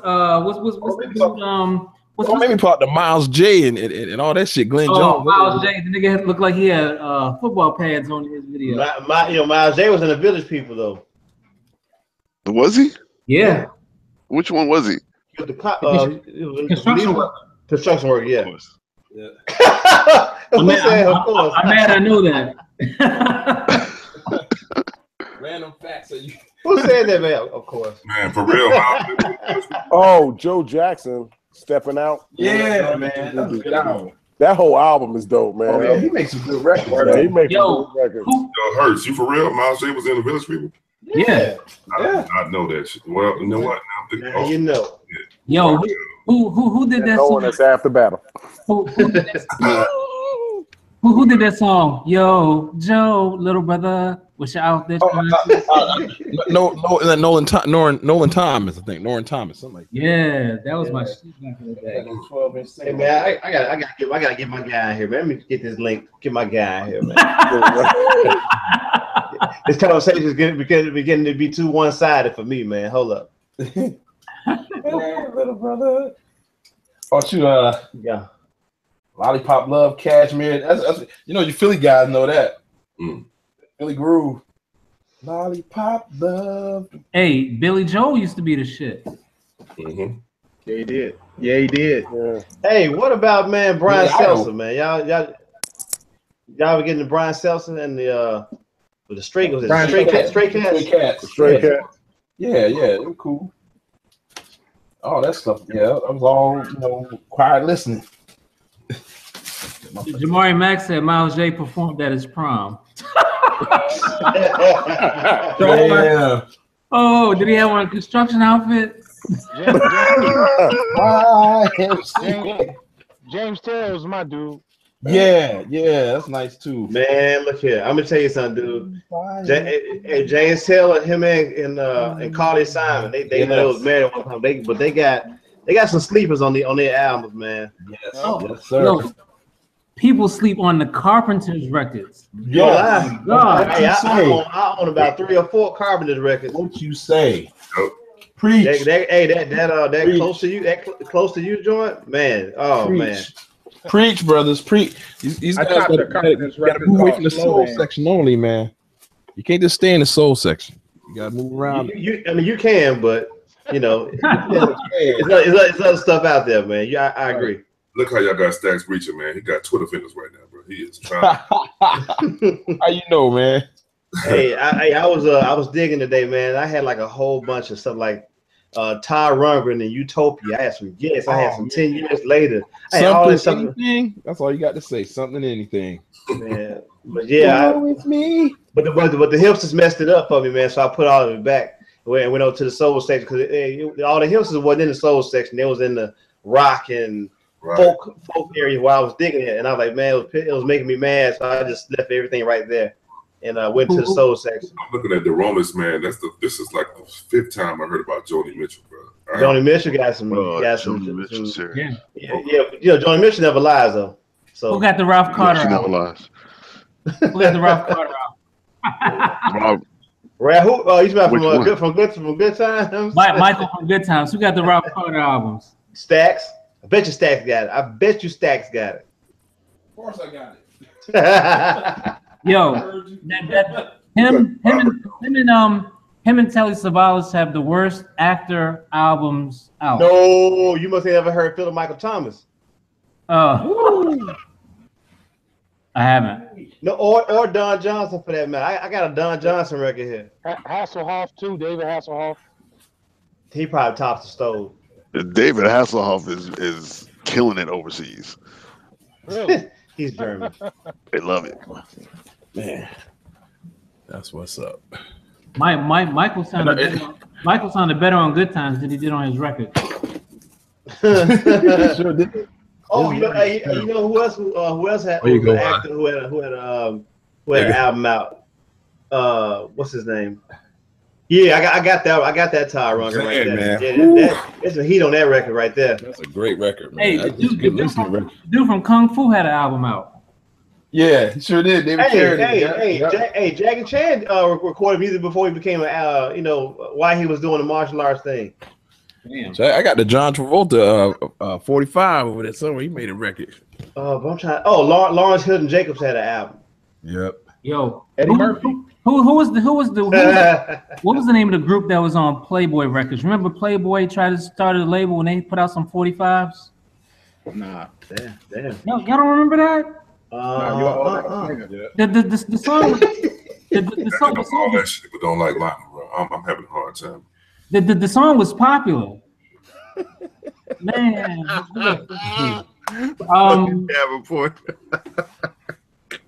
Playboy had a label. Oh damn! Wow. Man, what's going on today? Today's the greatest top 80s hits podcast.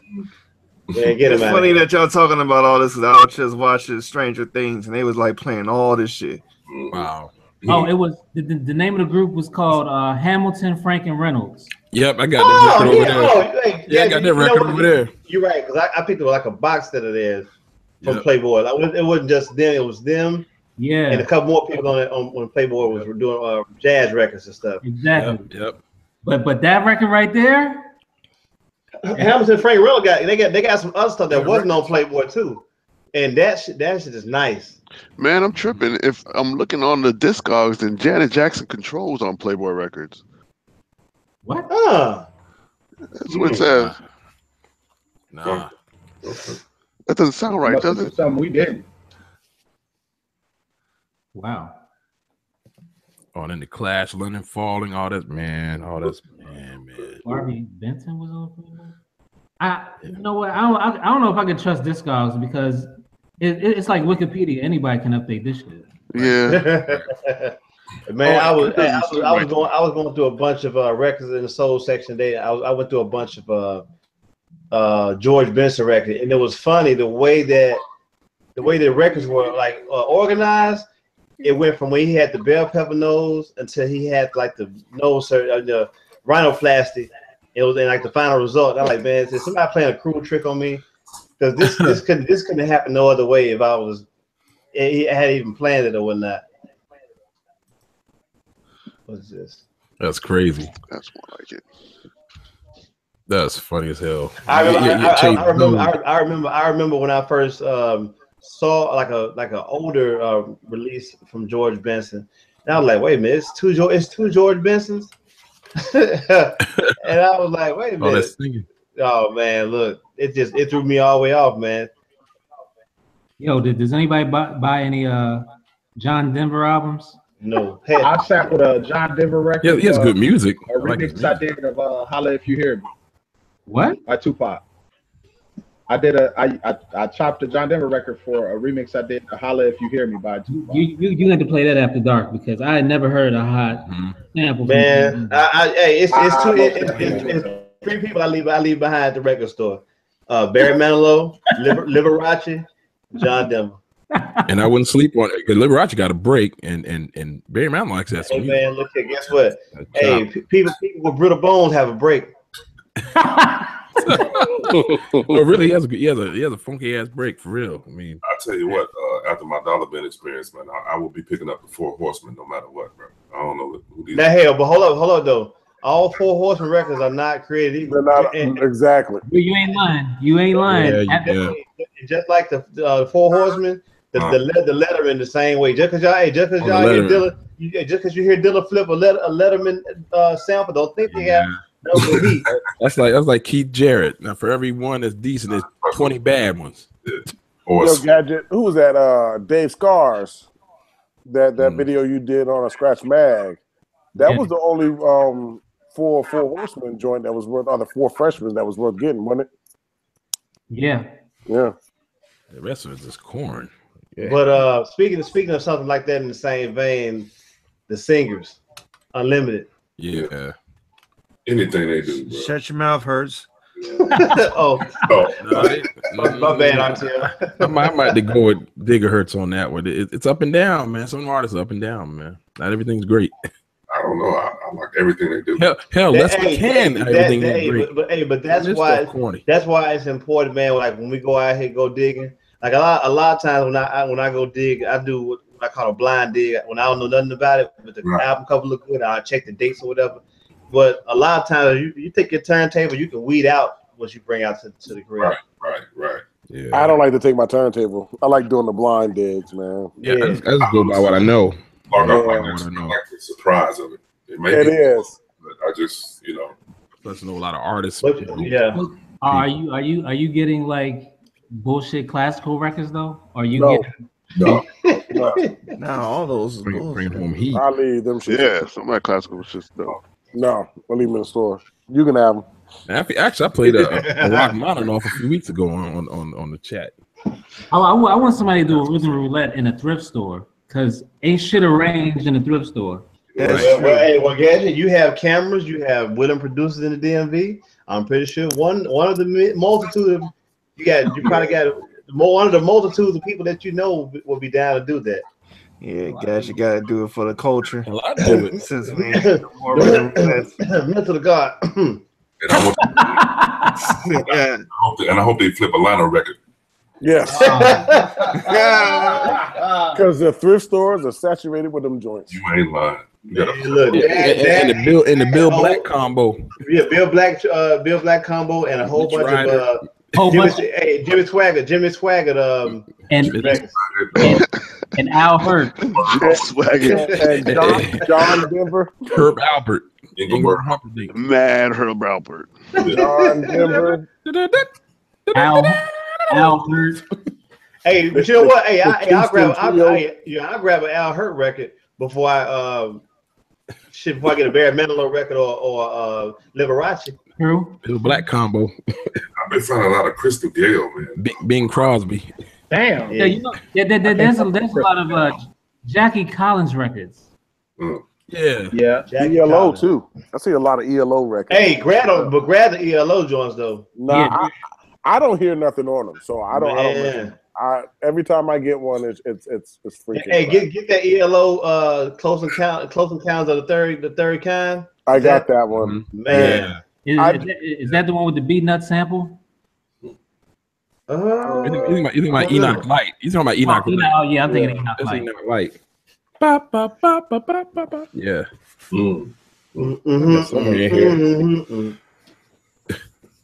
Damn. Man, you remember all this shit, man. You just I forgot to hit my 5 years old, man. I forgot to hit my boy up, man. Let me hit my boy up, man. Hold up. I've had records since I was 5 years old, man. So this link real quick, man. You know it's full though, Hurts. I'm finna drop out. You said, who want to come in? No bad. Dropping out. Hell What's up, RTO? What up, blah? What's up? Well, we don't hear that much from you since the Raiders be dropping L. I didn't want to say that, but So we talking about sports today, huh?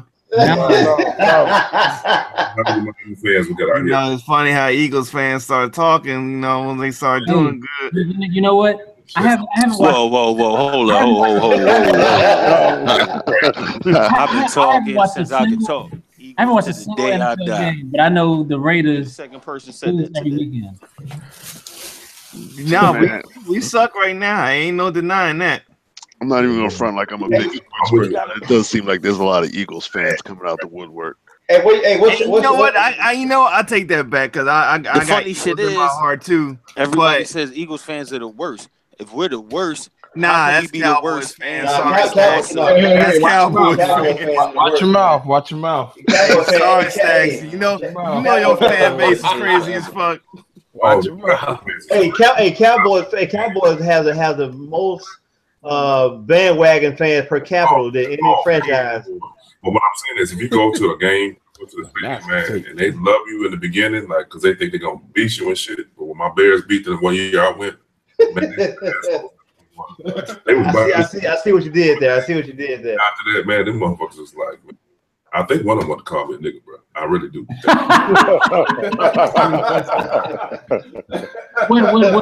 What I don't get is how motherfuckers not even from Dallas like the Cowboys. Like they love them, bro. Well, North Carolina, we ain't have a team. You have to pick back in the day. It's crazy. No, but so y'all go to Dallas though? No. But a lot of it is that back in the days, that's all you saw on TV. On like TV. You saw Pittsburgh and you saw Dallas. Pittsburgh. That's true. That is true. Yeah, I can't deny that. Yeah, because my grandfather was a Cowboys fan. I told my mom that if I'd have known there was a Cowboys fan, I would have ran away from home. So how many Miami fans we got out here? University. Yeah. I don't want to be a problem. The who? For my Irish with their ass this weekend. I'm talking about the U, yeah. No, he said the who. The who? I'm sorry. Specify the U. How many U fans we got out here? Man. Cool. That's cool. I like that 30 for 30. That was interesting. Yeah, that was good. Speaking of, who saw the Ric Flair? I haven't watched it. I gotta check it out. I gotta record it. I haven't watched it yet. That was good. I saw it, RTO. That was it. It was good. It was fantastic. Check it out. It's Ric Flair. Oh, Ric Flair has to be nothing but fantastic. Yeah, that joke was the best. It can't be. I don't know that much because I ain't the biggest wrestling fan. Me neither, man. The women got the 7,000. I know about Ric Flair and all, but I don't know everything about him. So man, he was the quintessential wrestler, man. Like, man, I'll tell you something, man. Fuck wrestling, man. Fuck wrestling. I ain't. No, I'm joking. I grew up a huge wrestling fan. You from Tennessee. You grew up. Man, I'm gonna tell you, man. I never should have went to watch wrestling live, bro. It ruined me. Hey, Hertz, you like the Tully Blanchard and oh yeah, no doubt, man. Four Horsemen. Man, what? But my guy was I remember the old Horseman. How it was considered with Arn and Ole Anderson, but I like when Lex Luger came into the fold. Yeah, oh my man. And yes, sir. When he came into the fold, I have an uncle that's like 11 years older than I am, and I was like his crash test dummy. He would try all the wrestling moves on me. That dude put me in a torture rack one time, man. Oh my god, he almost broke every bone in my body, man. Hey, Hertz, I got a question for you. It's not wrestling related, but what's up with your future prospect, LeAngelo? Hey, I don't know, bro. I thought somebody was joking at first, but man, like you got all this money, bro, and you out here wilding. But you know what it is though? It's that entitlement, man. Like they should put his ass in jail. That's that entitlement shit. Like you think you can go and do stuff. Yeah. You know what I'm saying? I don't know. I don't even understand. I'm waiting for everything to come out. I mean, because it could be one of those situations where he was just in the area and someone else snatched some shit, and since his last name was Ball, you snatched some shit. Right. But you know, man. He said he did. They got caught shoplifting in China. I say sit his ass down. He needs to do some time, bro. That's crazy. Your ass is crazy. Kane might do it. I mean, I need to see the tapes, like, because this. Whoa, you see they kicked him out the team? I heard that. I don't know if they did it or not. I heard someone talking about it. They was going to. Nah, they haven't kicked him off the team. I ain't heard that was official. I just heard someone talking about it. No, they on house arrest in a luxury hotel, bro. They're not off the team. They're like Simeon shit. The only thing they're not doing is they're not playing in the game because the game was tonight. Right now, so they're like Simi. You go to the Waldorf Astoria and get a good cleaning. Yes, sire. Hey, wide body. Can you put the link to that Payday Records in the chat? I want to go. I think he already did. Hey, Gadget, if you make people, God damn it, moderators, they can actually post links in the other chat, not our personal chat, but the outside chat too, and the link will work. Really? Yeah. Oh, And how would you know this? They're gonna deliver it to the school. Because child. I'm a moderator. I'm a moderator on Tashir's channel. But I don't know how to set it up. I just know he made me a moderator and I was able to post links. But how he set that up, I have no idea. But I'm sure there's like a YouTube video on how to do it. I just don't know how. What? Right on. Right on. You're like, what? Hey, I listen to it's funny, like I hate Bink when he goes on his rants. Yeah, he be tripping sometimes. I actually listened to the Meek Mill album, and I'll be damned if they didn't just replay a Bink beat. You didn't see the video for that? He had a video, and that's what made Bink speak out about it. He was like, yo, it was one thing to take the beat, but then you took the beat and made a video out of it. Mm. I was like, yeah, like that was very disrespectful. Yeah. That was very want to put hands on So, I somebody. mean, they just straight jack this beat. The crazy shit is though, but you know, because Bink and Hov didn't work together and all that. So, Meek is signed to the Rock Nation. He got some type of deal with them. So I was like, yo, that's kind of crazy. You know what I'm saying? Yeah, like, did he even get the permission from Hov, but not from Bink, the producer? So I'm glad you even said that, Gadget, because I've been wondering about that same shit. Well, when you say he took a beat, like, was it? It couldn't have been something off of the gram or something like that. It was like something he had a copy of, right? No, it was one of them old Jay-Z joints. Chase for 20. What the hell was that, Gadget? It was like one of the crazy joints too. Like, was it the one off the Blueprint album? It definitely was on Blueprint, like one of them deep ass with Jay-Z was just like really getting in his bag, like his introspective street bag. He straight ripped the song from the Blueprint album and just redid it. The beat, yeah, like and made a video for it too. And made a video for it. What's the name of the song so I can put it in the chat? Hold up, I'm about to find that joint. But I gotta feel that Jay's got. I mean, I know, and that's the thing. That's why I brought it up. He does have some type of deal with Rock Nation, so Jay-Z had to know something.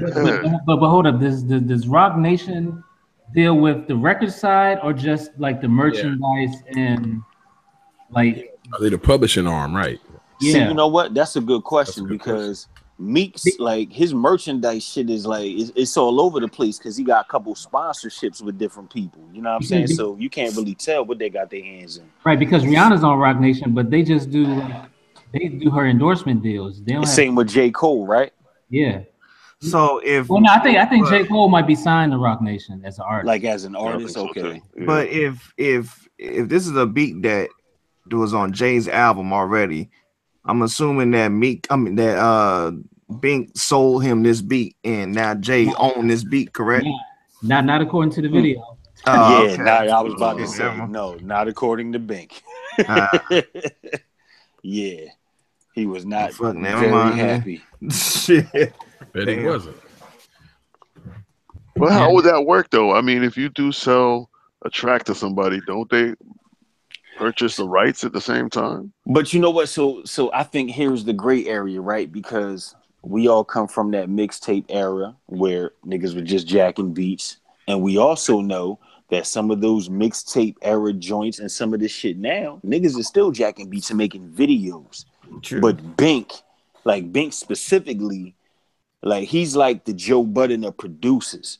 Mm-hmm. He be emotional as shit, but the shit he be saying be real. Yeah. You know what I'm saying? Like, but a lot of people can't get past. They be like, oh, he sound like this and sound like that. But like, no, if you really listen to what he's saying, he is dropping knowledge. It's just like somebody mentioned Russ earlier, and I was like, yeah, he just sound like a whiny bitch. But if you get past that, he's actually saying something. You know what I mean? Yeah. He's got a reason for being fucking pissed off for the chip on the shoulder.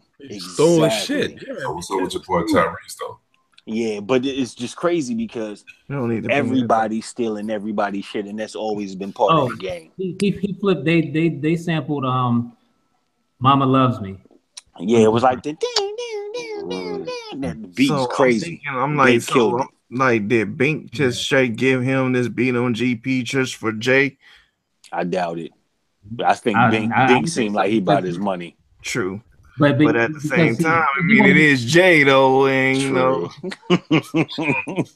but Bink wouldn't have made a video if he had sold them the beat. You know what I mean? True. Yeah, exactly. So, yeah. Yeah. I'm trying to put Jay on the level of Diddy, damn it, bro. Yeah, or well, never mind. I won't say that one. I know Pete's got to claim the one too that was copied, one of his. Right. I don't know if you want to say that on the air. No, we don't want to say it on there. Yeah. Oh, you mean that one song? Jazz. No, I'm just playing. We got jazz. Did anybody watch the DJ Khalil video with a Serato sample? Well, who? Serato sample. Oh no, I didn't even know that existed. Hold on, what? Is that the one where he's dancing? Is that video? No. Oh, okay. No, DJ Khalil. You was using Serato sample. That was funny as hell. But I saw that one on Instagram. It was funny as shit. Yo, I know, He was using Serato sample. I think so. Yeah. I know Meek had a production, a management deal through the Rock Nation. Right. Yo, matter of fact, hold up. How can we talk about Meek and not actually talk about this 2 to 4 year sentence that he got? Yeah, I was about to ask that.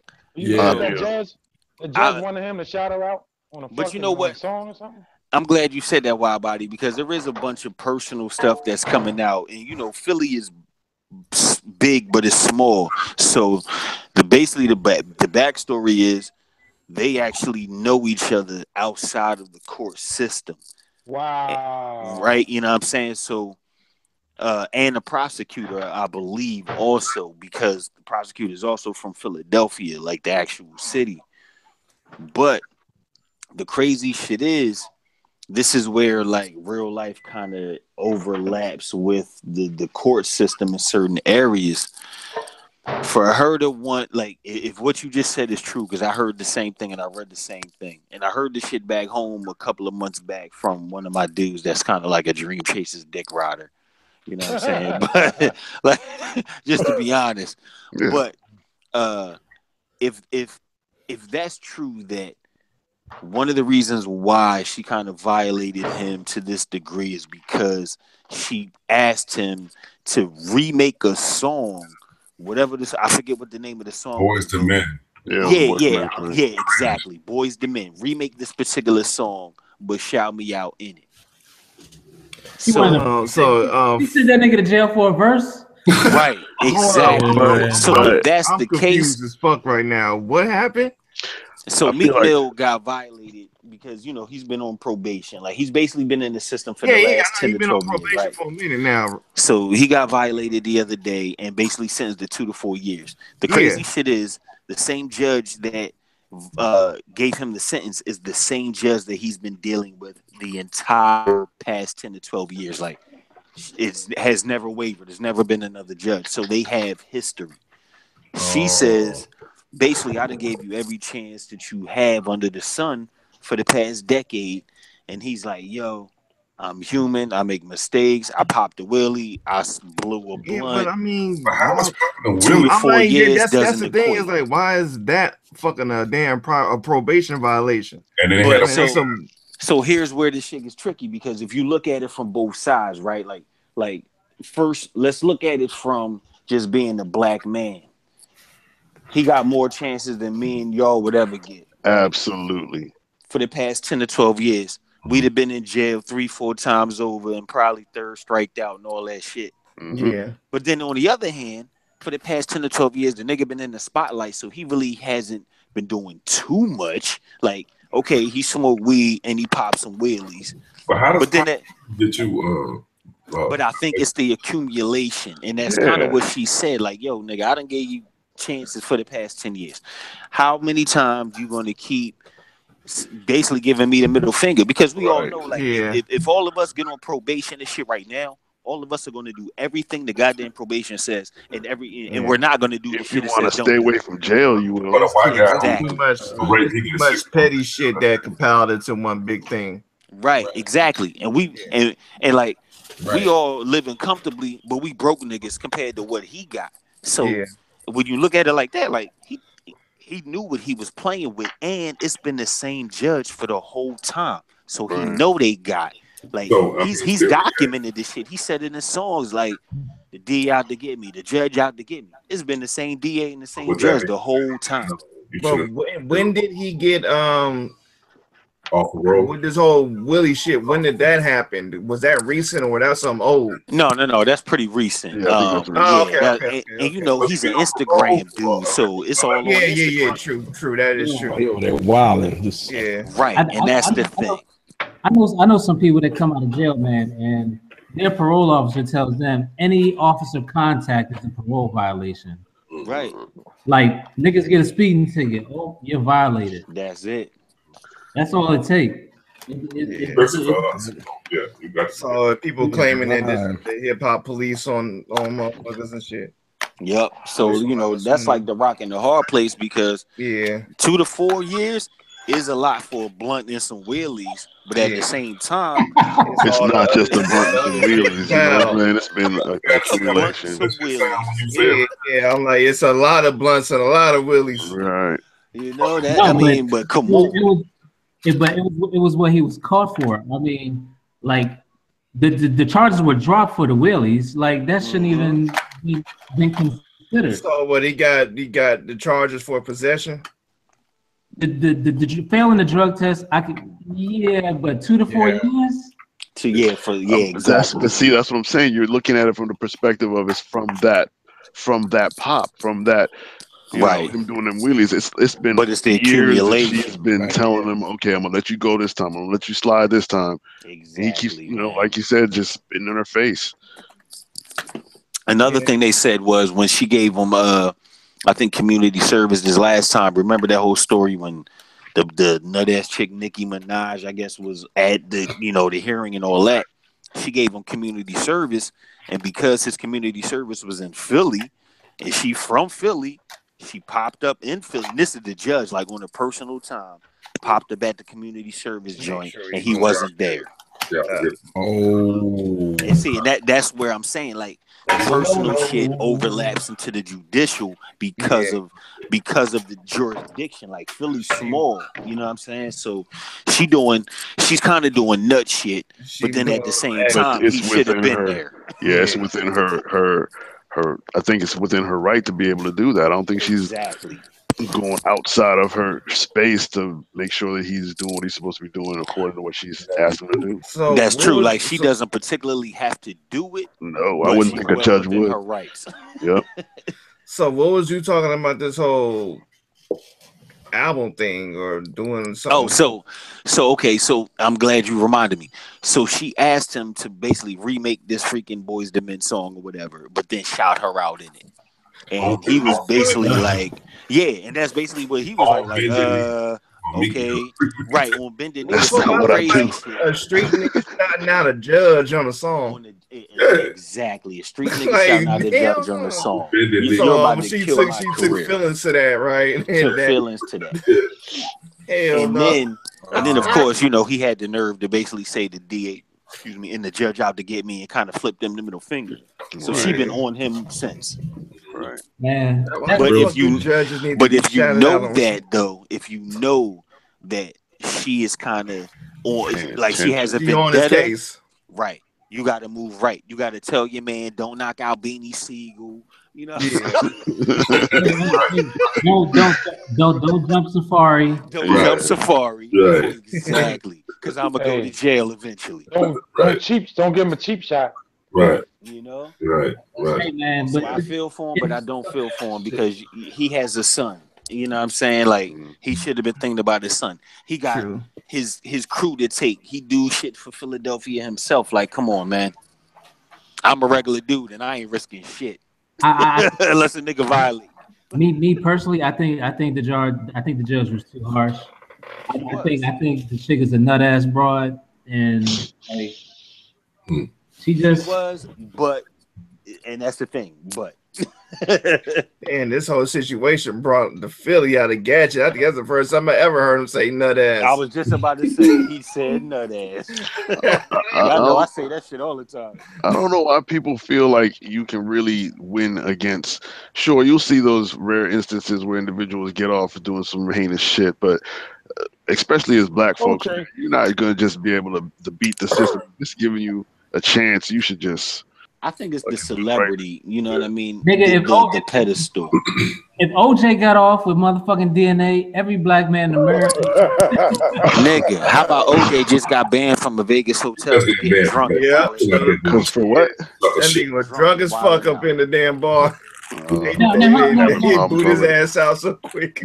Now, how come he can drink and smoke? Like, I don't understand that. He just got out yesterday, right? He just got out of jail for kidnapping and robbing motherfuckers. He's not black. He's OJ. And you going to jail? That's true. And you know he just got out for killing that white lady. Come on now. No, he did. That's what he got out for. You know he did that. Yeah. Whether he did it or not, that's what he went to jail for. Saying he's able to drink and do all that shit, and Mickey hung up from popping willies and shit. It's crazy. Hey, when is Rick Ross's trial for kidnapping the gardener? Oh, I think that shit is over. They settled out of court. Yeah. I'm almost positive. They settled out of court. He did what?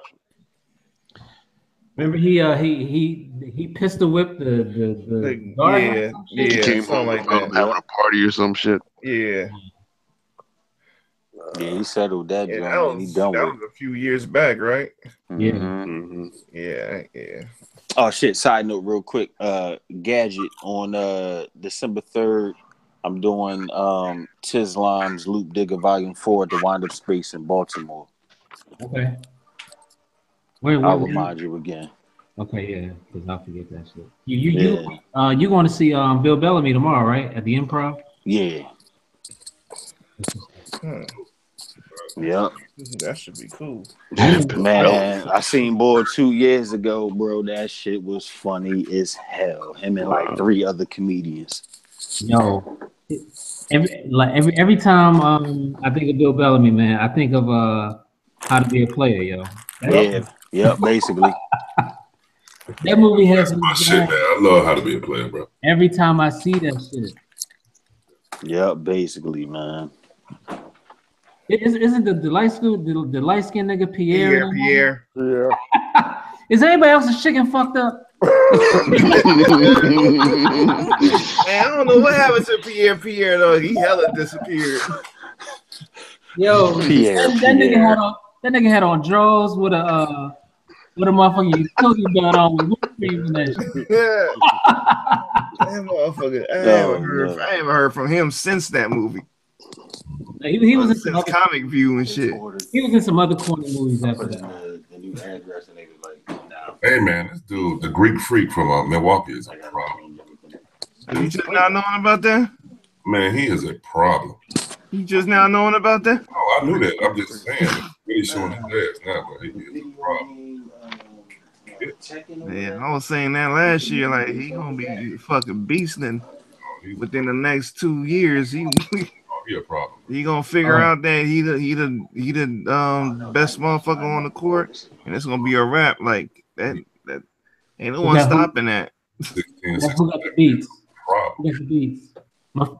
Boogie, what's up, man? Davenport got the. I know you got some beats. Let's go. You know the routine. You didn't watch. Sorry, I was ready to. I'm queued up. Oh, RTO and Wide Body, man. I finally found my mixer. So since I got the new basement shit, man, I'm gonna hook it up. I'm gonna be calling both of y'all. We gonna do like a 3-way joint. Yeah, really though. Oh yeah, ultra pause. My bad.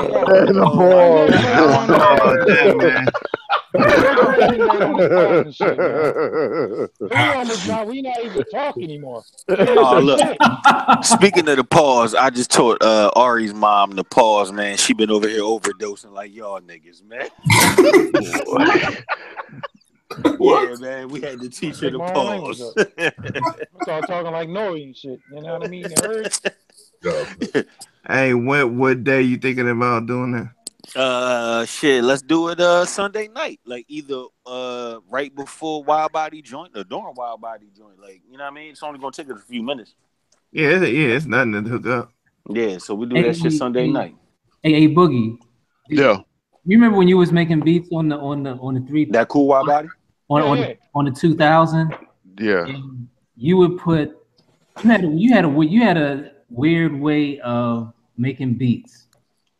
You would have each sequence as a different track or something like that. You would have each, like, it was some fucking, you gave me a disc and that shit was full and it was one beat. I would trying to think of what you mean. Like I'll try to have every track be. I don't know exactly what you mean, but the way I build on the 2000 is I would make the track out in one like sequence, and then break down every single sequence and do dropouts that way. Yes. Yeah. I was like, okay. I was like, God damn, it would take an hour for that fucking disc to load up.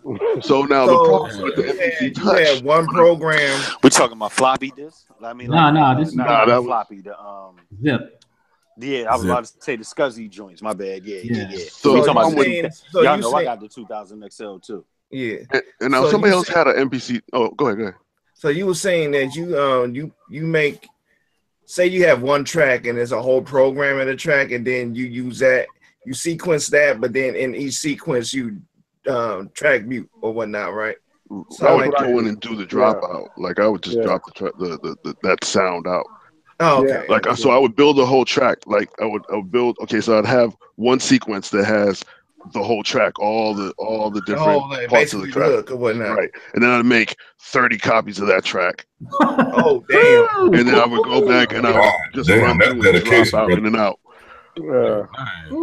My objective was to try to make it so that my objective was to try to make it sound like no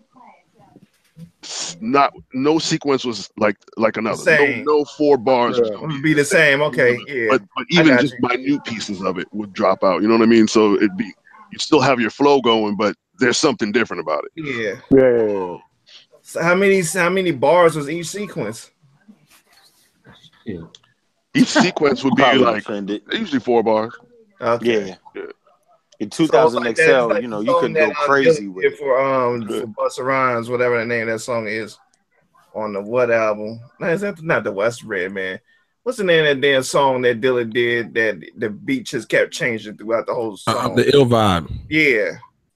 Like every 2 bars, the drums pattern and change up or whatnot. Dilla did Ill Vibe? Yeah, Dilla did that. Yeah. Yep.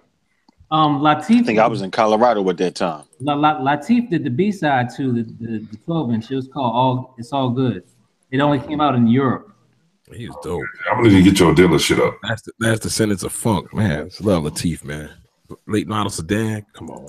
No. I'm talking about the producer Latif. That's what I'm saying. Late model sedan. Yeah, he did the Mass Stage joint. That was Latif. Yeah. Latif. And he did my favorite song, Soul Controller by Onyx. Oh, that true. Oh, which one? The Worst. Oh, yo. He did that? Yeah. First things first, man. You fucked with the worst.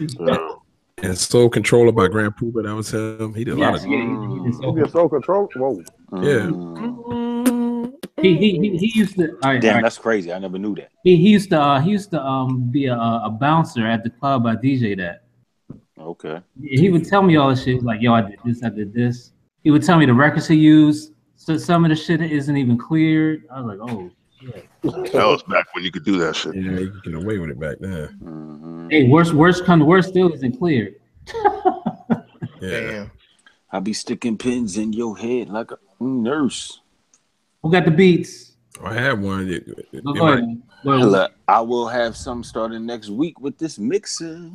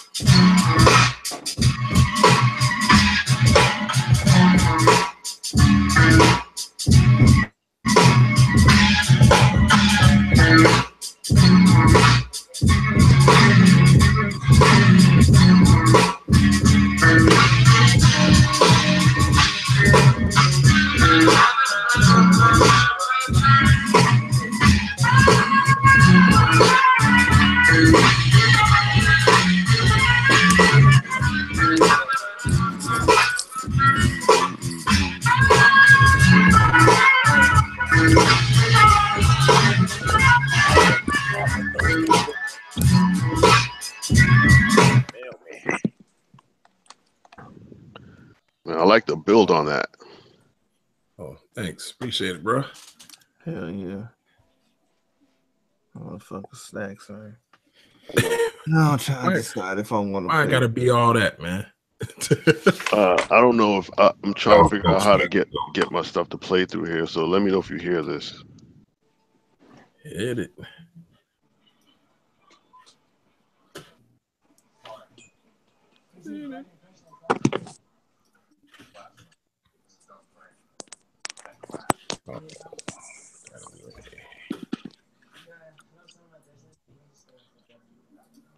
If you're playing something now, that's a negatory on that. That's not Hold on. Are you hearing that? Nah. Okay, I gotta figure this out, man. Yes, I play this damn Go ahead, RTO. submission. Basically, I had to kind of set it up before I play it, though. I'm gonna just say it's 15 different samples. Oh man, just play the beat, Hurt. It's 15 Hey, called him Hurts. That's funny.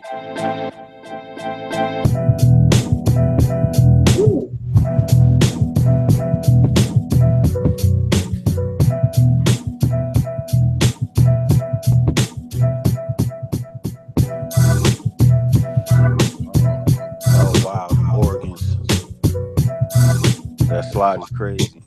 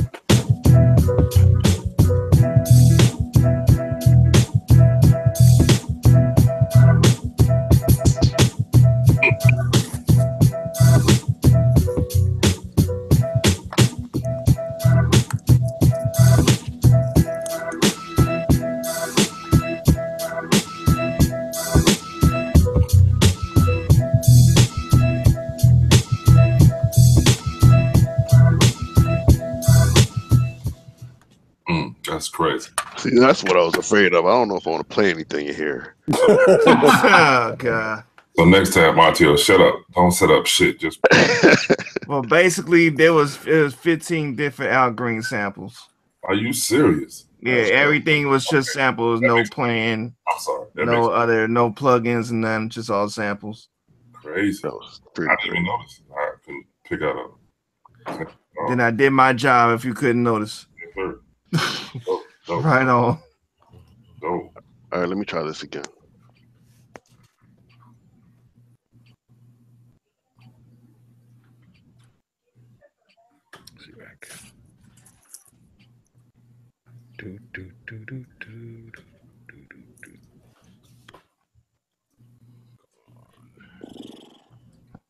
Are you playing out of your interface?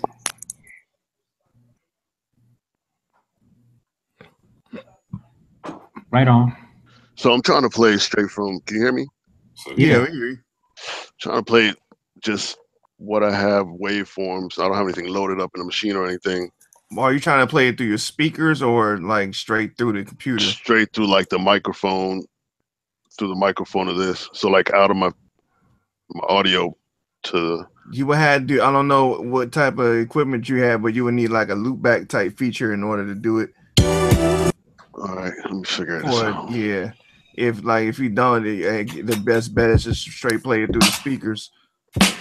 Go ahead, Clark. I hate this loop back joint. Hold on, let me see. No better. We'll hunt them down.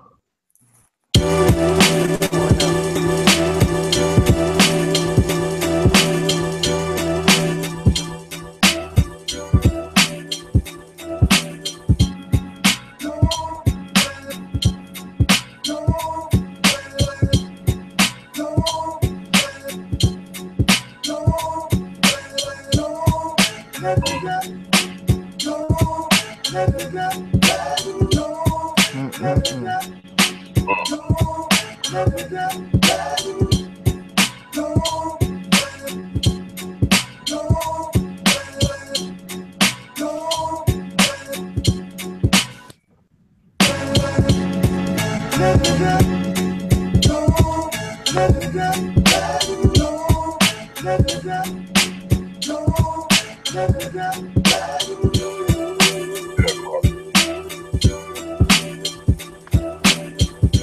any more available. I gave Marvin my last two. I told her I cannot take them off there anymore. It's a violation. What? Yes, sir, DJ Clark. I like that. Thank you. Yeah, that was fire. Yeah. You're not gonna be able to get that. We already made issue. You're playing with fire, man. Thank you.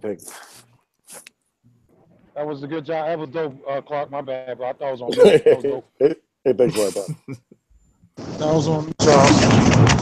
Hey, man, let's talk about this. What's going on with these things? I gotta get some steel ones on here. Right on.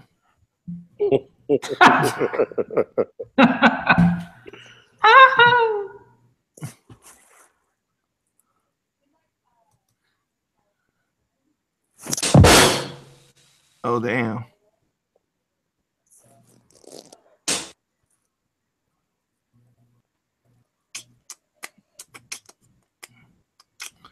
I guess All right. I played some shit from the what's the name beat tape. Random there. I gotta pull it. I gotta grab the song though. Whichever way I said that, it's gonna be the pause.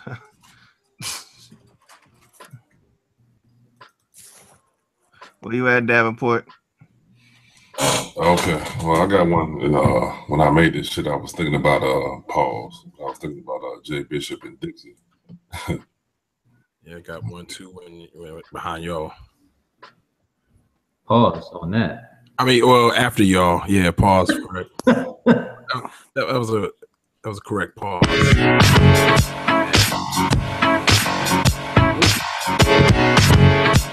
Okay. Yeah. Oh. Yeah, that was dope. I love this sample. Yep, I love that song.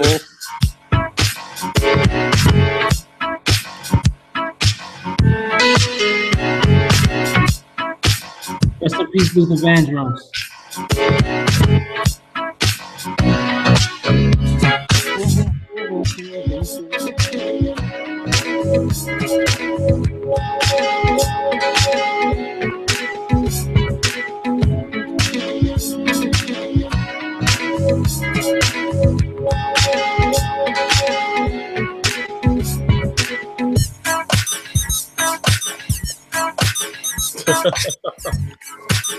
Yeah.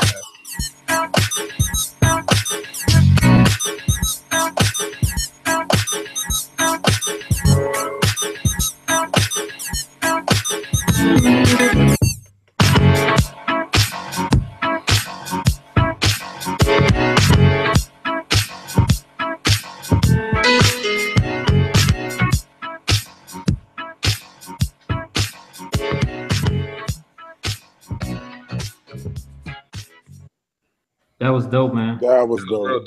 Yeah, that was real dope. I didn't like the little funky sound in there that you threw in there, but This little slide whistle. yeah, it was dope though. I appreciate it. That was crazy. I love that sample, man. Love that song. Shit, I mean, I love that fucking sample. timeless. That was the first song I heard 50 Cent on when Jam Master Jay looped that shit up. Yeah, Jamari crazy.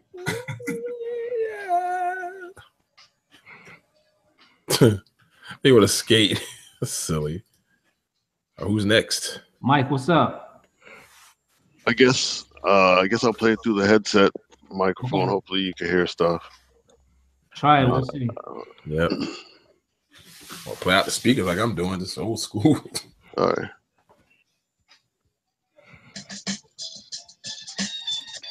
Oh, that ain't gonna work, bro. Yeah. No, it's not working. Yeah. Just play out your speakers. You got a good mic?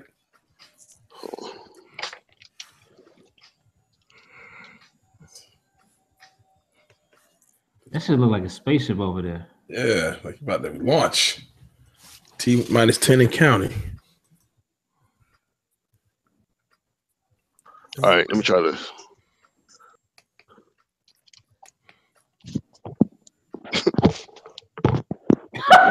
Let me get this. I'm gonna get this to work. Oh, you're on a headset. Okay, you can't play. Okay, I see what you mean. Yeah.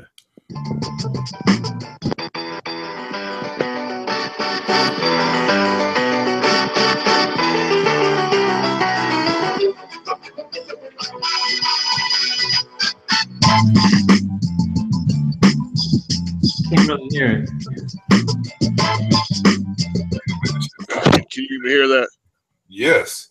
Okay. Yeah. It's like that. What the fuck? That's dope how you flip that too. I know exactly what that is. All right, of course, no words. Let me bring it back. All right. No words, but yeah, that was dope.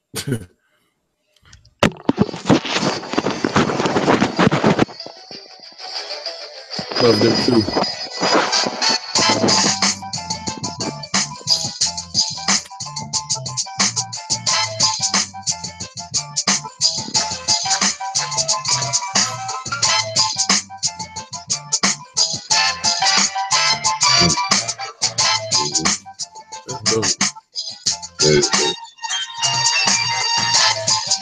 That's crazy.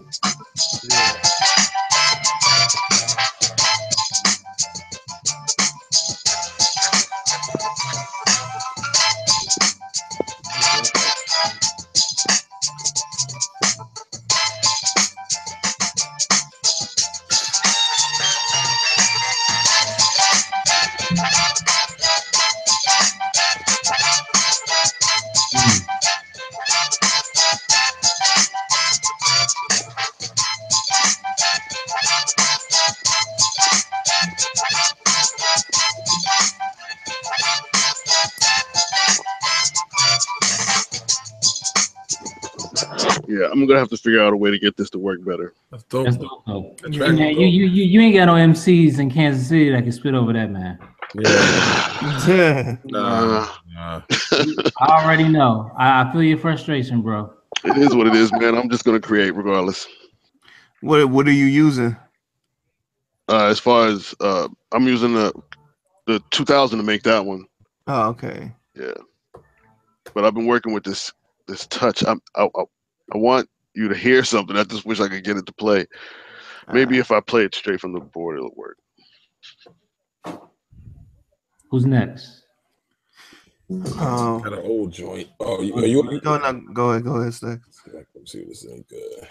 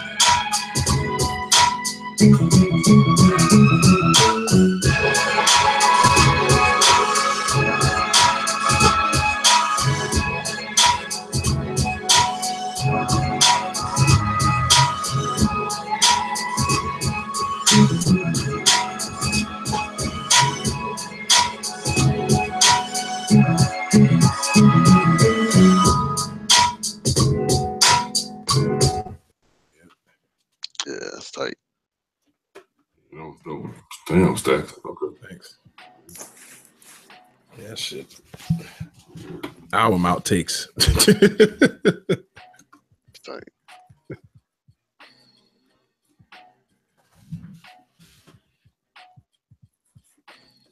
Dang, that snare is hitting whoever's playing that beat. Kind of hit it. I don't know. Yeah, I hear that snare. The snare nasty. Man, you know you're pregnant, man. Mike, I don't know if that's you, man. Yeah, that snare was hitting. That snare was snapping. Oh. All right. I don't know what this is. All right. Okay. Who's next? All right, I got some.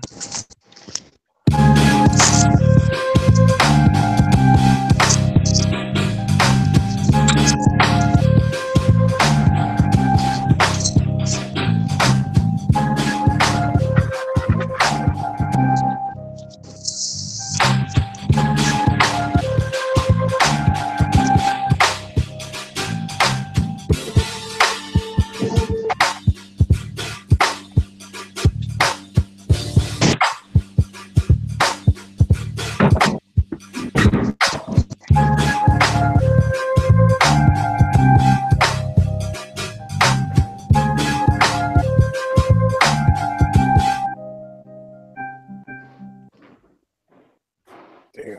Oh, super fly. RTO, that's it. You don't want to get pregnant, man. Coming from Davenport, yeah, man. Just a loop. Oh, it's dope. Okay. That's all it was. Okay. I got That's what you name your project, Davenport. Just a loop. Yeah. Fuck them all. Fuck them all up. Right. Yeah. That was dope though. Yeah. Right on. No doubt, man. Mm-hmm. Boy, I can't wait to get home. Mike, you ready? Word is bomb. I thought I heard a little bit from Mike earlier. No. I got one. Nobody's gonna go. Somebody going? No, go ahead. Okay. God body shit. You got one? Chill. If you got some, go ahead, Davenport. Okay.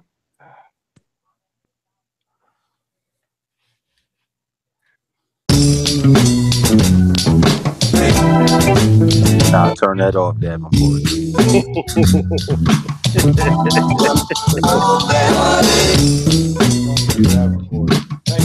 Matter of fact, send that to my email, Davenport.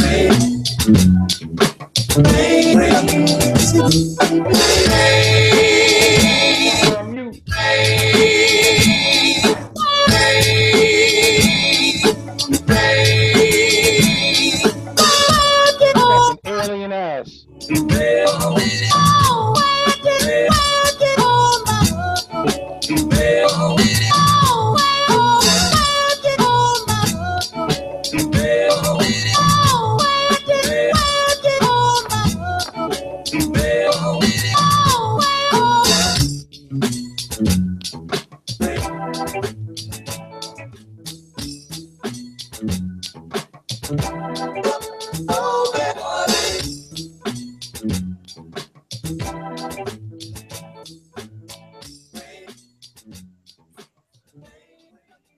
You fucking alien ass, man.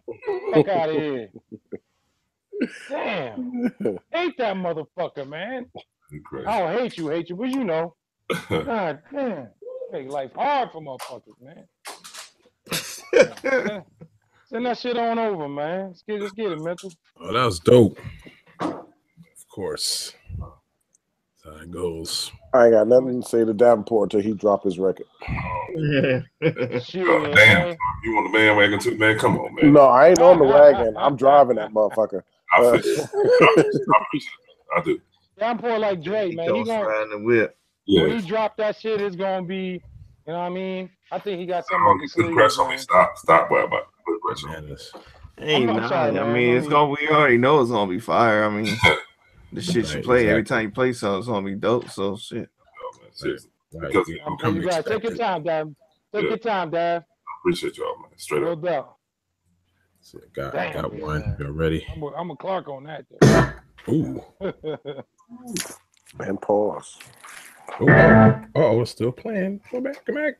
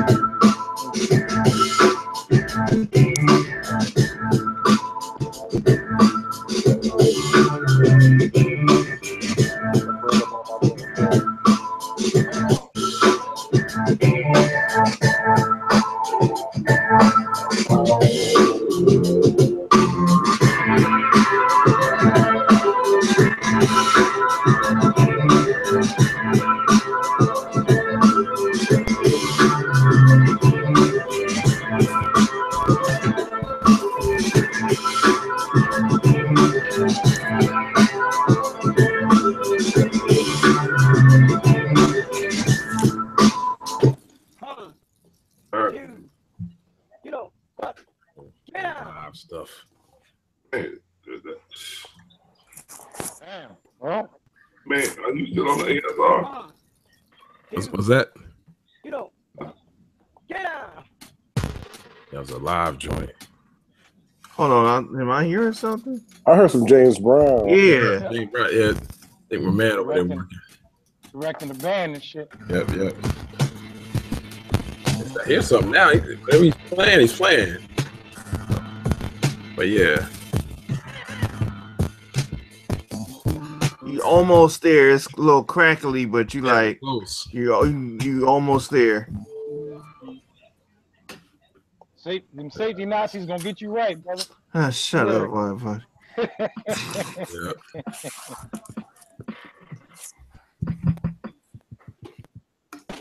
One, two, what? Get out. Whatever. I hear some drums. Yeah. I hear drums. You got that focus right? Let me load up another track. Here. I got one. There you go.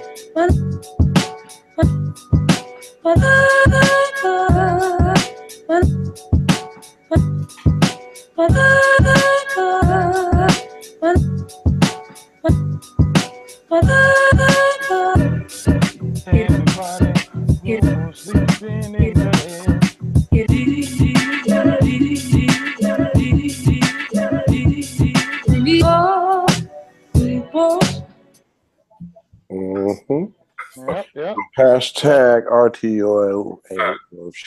Base friendly alien. Damn. That was dope. Right on. Damn you. That's it. Are you guys running through? How are you playing the sound through your actual mic or? No, we like for me, I have a audio interface and a mixer. So my output of the interface is going into the ends of my mixer. My mic is in the mixer, and then the output of the mixer is going into my ends of the interface. Okay, I see. That's basically it. A little different than that, though.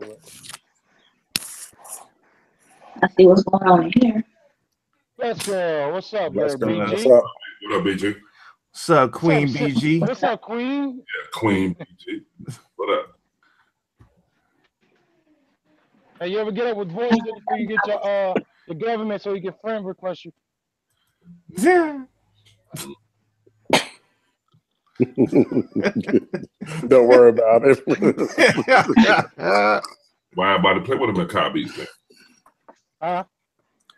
Yeah, that's what I want to. Oh, yeah, you at work. He at work. I ain't ready yet. I ain't ready yet, man. Okay.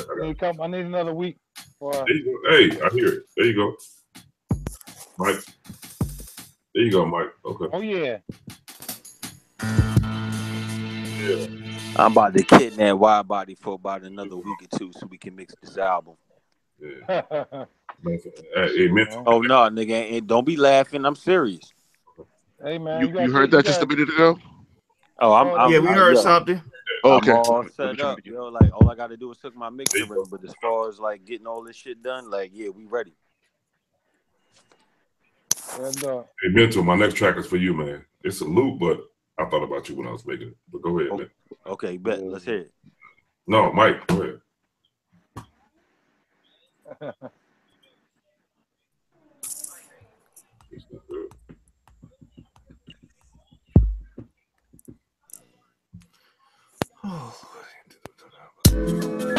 One, two, you know what? Get down.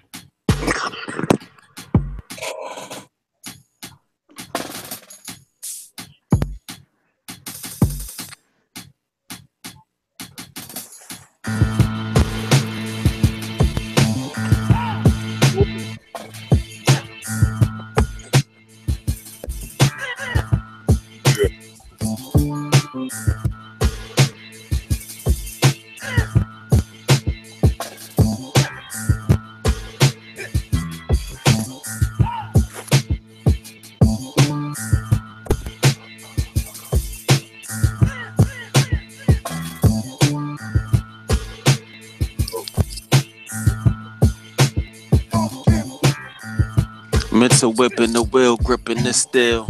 Shit is killer, be killed. Your shit is real. I'm from the Ville, my nigga. You know the feel with. Oh, I'll body this. Hold up. Yo, I will murder that. Dope, Mike. That's dope. That's dope, yo. Look, just off the top of the brain, like I will murder that. Like I don't even got to write for that. Like I'll just go, oh my god, that's crazy. That's dope. Yeah. That shit kind of fit into that God body mode, man. Like just hard as hell. Yeah. That's dope. Yeah, hell yeah. We might need that. That might be some promo shit. yeah, man. Send that over. Yeah, exactly. Wild body, tell them, yo, like there might be some promo shit. Yeah. Oh yeah. We could definitely fuck with. Look, I could get Wild body to rhyme on that. That sounds like some shit he rhyme on. Yep. I got one. Unless somebody else going. Yeah, we still who's that? That Boogie. That was Mike. Yeah, Right? yeah. Parts up. Anybody rolling? Here's something. Go ahead, Stacks. I know you got something. That was an old ASR joint. Stacks always ready. Stacks breaking out the classics.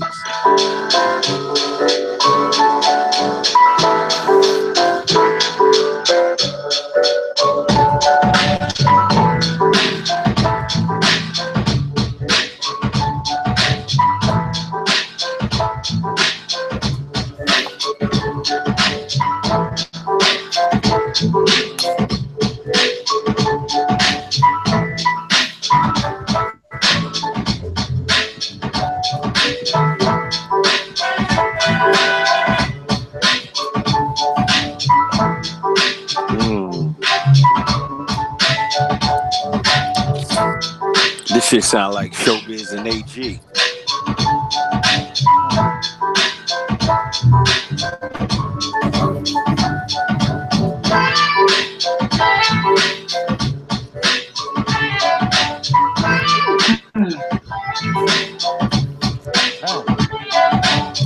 Stacks got crazy heat. Make mental when the blaze the beat. No surrender, no retreat. No retreat, no surrender. You can't compete. I put them seeds in the blender. Mash them all up and man, yeah. Stacks always got joints, man. Always got joints. Yeah, that's on the ASR. Oh my god, hold up. Yeah, I Nice. just remembered you said that. Yep. Filter baseline. Hey, Stacks, let me get that ASR off you, bro. Chops. I know, right? With all the files intact. Yeah. Gang full of discs. Change nothing. Yeah, send that with it. Take that shit to the side. Take 2 years of load and shit. Take that shit, wrap that shit up in the ASR, brother. Bubble wrap. You're older when it's done loading up. Like, damn. Yo, I seen the MPC 4000 fully maxed out with everything for $800 today. Damn. Yeah, I was tempted. Play that too loud. I was real tempted, yeah, and it was like it was in great condition too. Make sure that screen is cool. Nah, this shit was in immaculate condition, yo. Okay, that's cool pricing. Yeah, like fully maxed out. Like, yeah, that shit was crazy. That 16-bit grit. You know if I had a DVD drive in there. So it had everything, like even the fucking multi-card reader, like the SD, the micro SD. Oh, like, damn. Yeah, he hooked everything up in that shit, man. Yeah, Exactly. Man. He had all the outs. Definitely worth 800. Yep, I was like, oh my god, yo. Was it the white or the blue one? It was the blue joint. Okay. Yeah, that shit looked nice, man. Like it, you know what I mean, really had no spots on it. The fucking pads was shining. Yeah, man, that shit was looking lovely. That's what's up right there. Yeah, when I don't know. I might want to change it. Okay. Go ahead. No, go ahead. Heard a snare drum. Yeah, I was just about to say somebody jumping out the window. Yeah, we heard you. Go ahead. Oh, that's a Busta Rhymes shit off top.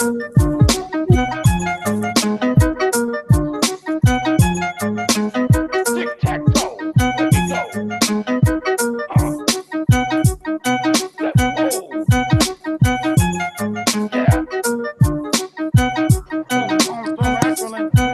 Introducing the savior.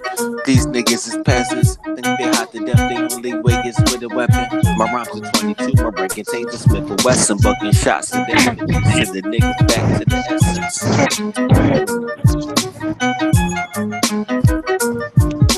That's crazy.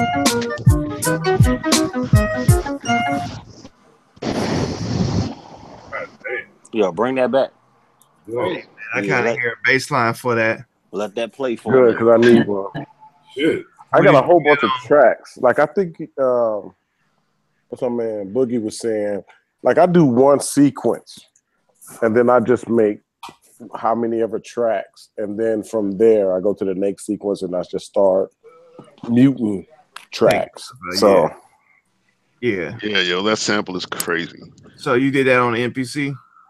Yeah, I did that on the studio. All right, so you had to stem that out for me. Very nice. No doubt. This shit was dope. Thank you. So when you add all them tracks, you just basically drop out certain elements to like create a full beat, right? Yeah, like no full doubt. production. So my workflow is I record a joint, or if it's MP3, I just drop it in, and then I just start chopping as I hear it, and then I lay down a template kind of sample so I can find the drums that'll match the sample, and then I make my drums, and then I just keep going through different tracks and try to come up with different arrangements so it doesn't sound like a 2-bar loop. Nah, I used to do that when I was using the Excel. To my limitations because I had my Excel maxed out, you know what I'm saying? So yeah, I would do the same thing. And I kind of do the same thing now with like the machine.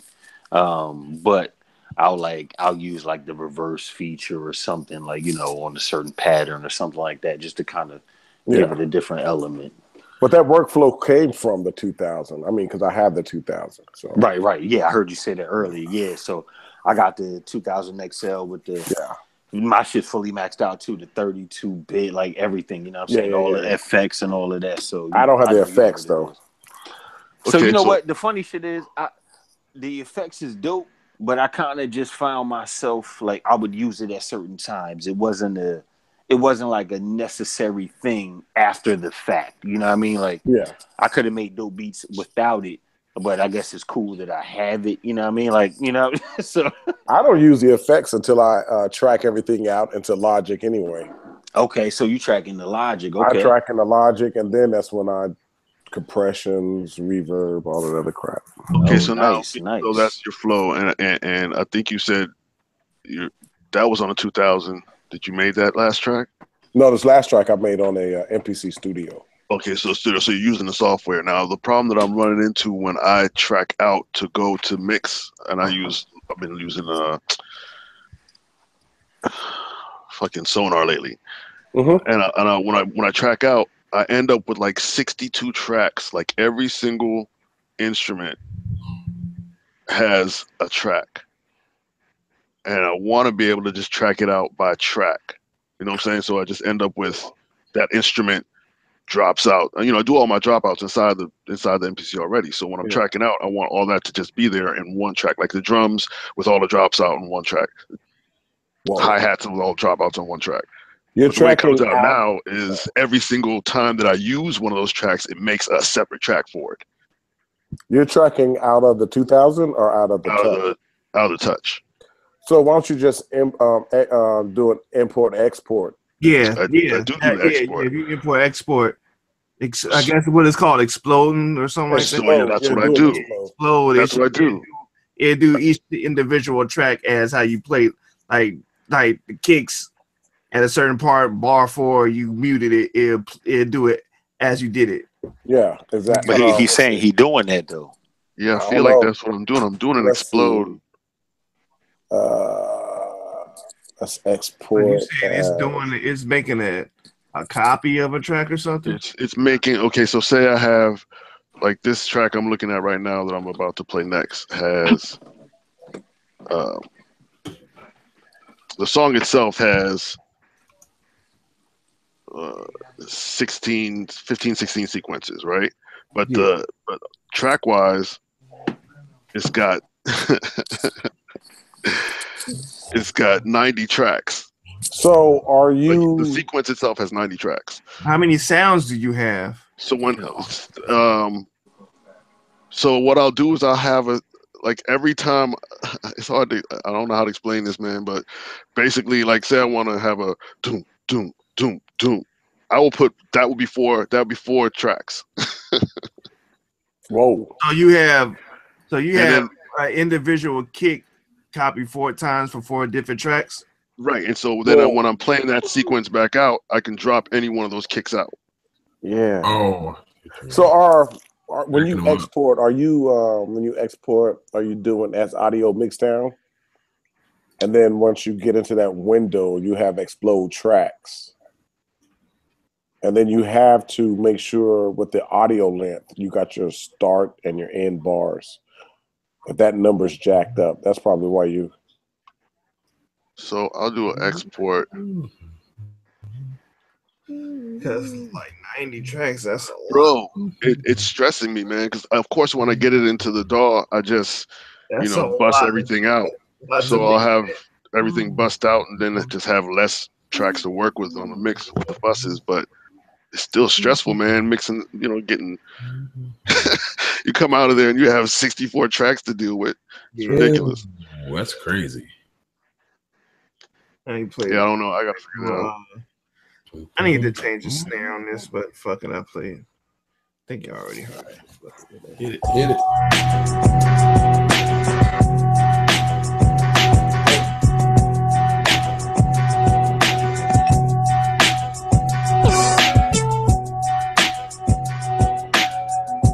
Oh, what is that?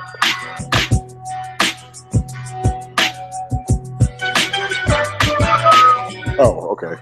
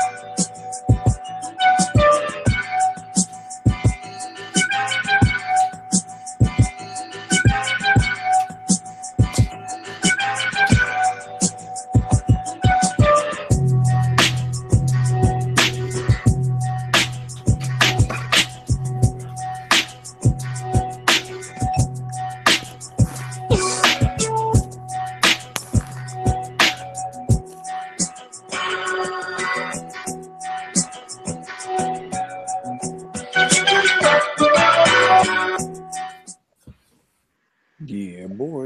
It's funny you played. I just posted that today on my Instagram. Oh, really? The I'm trying I to feel like find that snare smacks, man. Yeah. Y'all like that snare? I think I want to change it. I don't know. Or you just pitch it down just a little bit. Yeah. Hold on. Let me see how that sounds. All right, got a doozy coming up. Another album outtake, man. Dude didn't say. I didn't get the track file. Damn. Outtakes. Oh, that's crazy. I heard that. You want me to go ahead? Yeah, man. This was from an. I'll follow you up. Ready?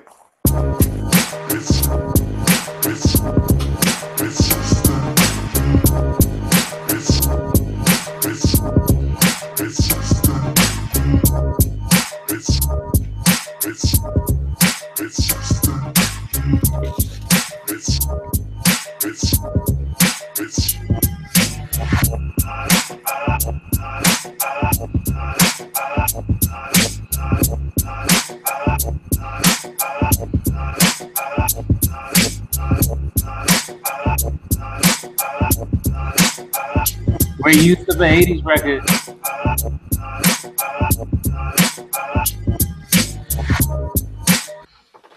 And that's the old one. Hold up. Damn, Clark. Hey, that's one of the I think you sent me that for a beat tape, right? Yeah, some time ago. Yeah. Hold up. My loop back is acting stupid. All right. Can you hear me? Go ahead. Yeah. You had to pull that one out. I made that one by accident. We was drunk downstairs in the basement. I got one. When are y'all ready? Go ahead. Got one. Album outtakes. Shit.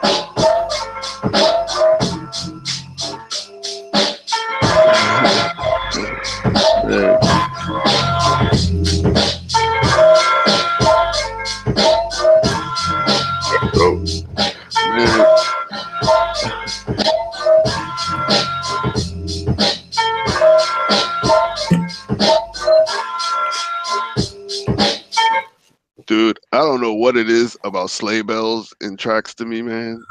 That shit. It moves it. It's a generation thing, man. Makes it move, man. I got some questions for you at the Dark Stacks. Okay. Black lover. What mental at? Mental. I made this look for you. It might not be the greatest, man. I ain't do too much to it, man, but it's for you. That was dope, Stacks. Oh, thanks, man.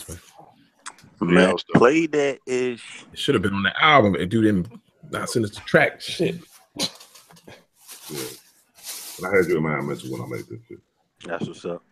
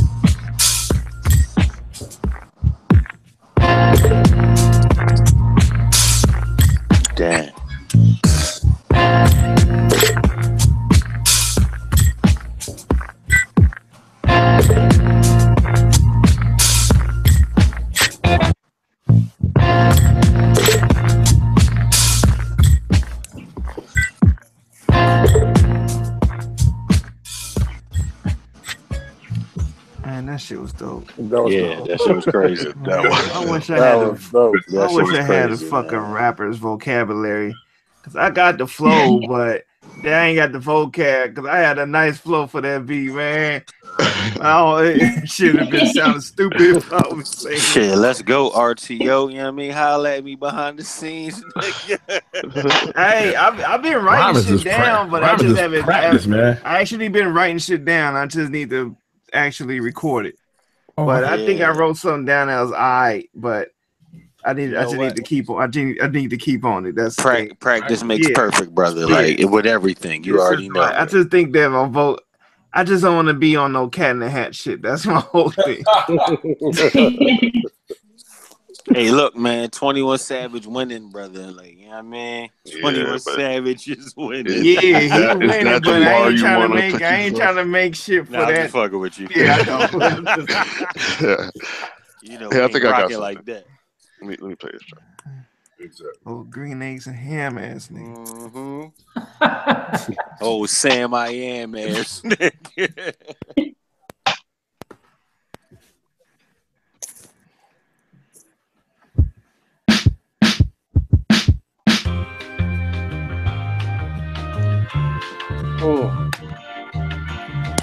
That shit changed drastically. Dude, did I flip I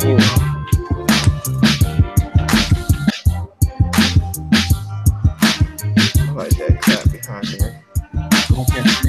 Damn, it's time to take a ride. Yeah, baby girl, you from the vibe. Yeah, we cool on the other side. Yeah. You done to take a ride. Yeah, it's cool on the other side. Baby girl, you can survive. On the quest like the tribe. We come alive. Hell yeah, we come to life. Oh, that's crazy. I can see this is the R&B record too. Oh yeah, that's kind of real.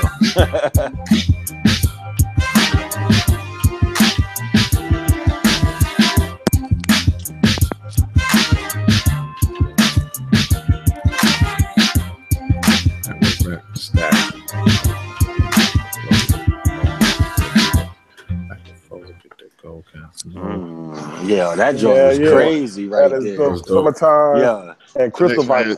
Yeah, that song makes me happy when I listen to it. Yeah, man, that shit would have me in a whole other space. Like I could make a radio joint for that. Yeah, that's fire. Yeah, I could come up with a hook crazy as shit on there. Smoke a blunt and everything's all good, beat. All right. Yeah. Hey, look, y'all already know how I get down.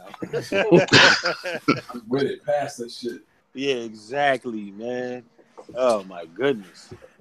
Anybody rolling is the principal gonna call it. Yo, it is that time, ain't it? I don't know how I get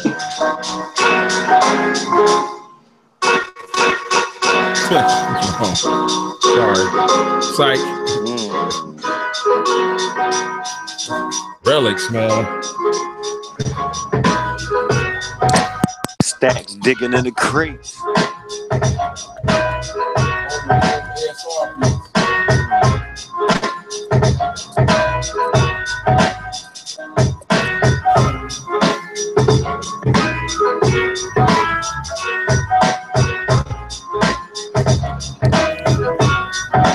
Big stack say it's all mental, I stay hard.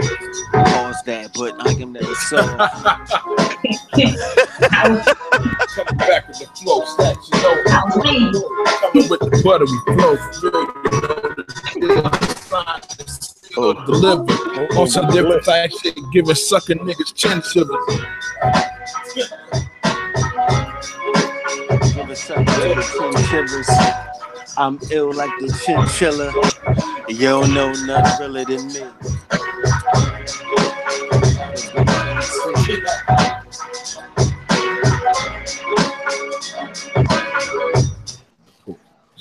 Pull something out of time. Yo, it's time to say thanks to the chat. That might be a bonus track. Right? Yeah, exactly. Stacks. DJ Rack, bonus DJ track. Bone. Who else is in the chat? Jamari Mack, Deronis Yona, Jamari. Blessed Girl, Gemini. Blessed girl in here now. Yeah, Gemini. Stack Record. Yeah, I'll be. I think I'll be remiss if I didn't say Happy Veterans Day to all the veterans. Absolutely. Indeed. Appreciate that. Appreciate RP Pops, that. he Thank served you in for your Vietnam. service. Yes, Appreciate thank all y'all, all the veterans, man, serving. Yeah, hell yeah. All right, y'all. We From about to one veteran to another. Peace. Peace.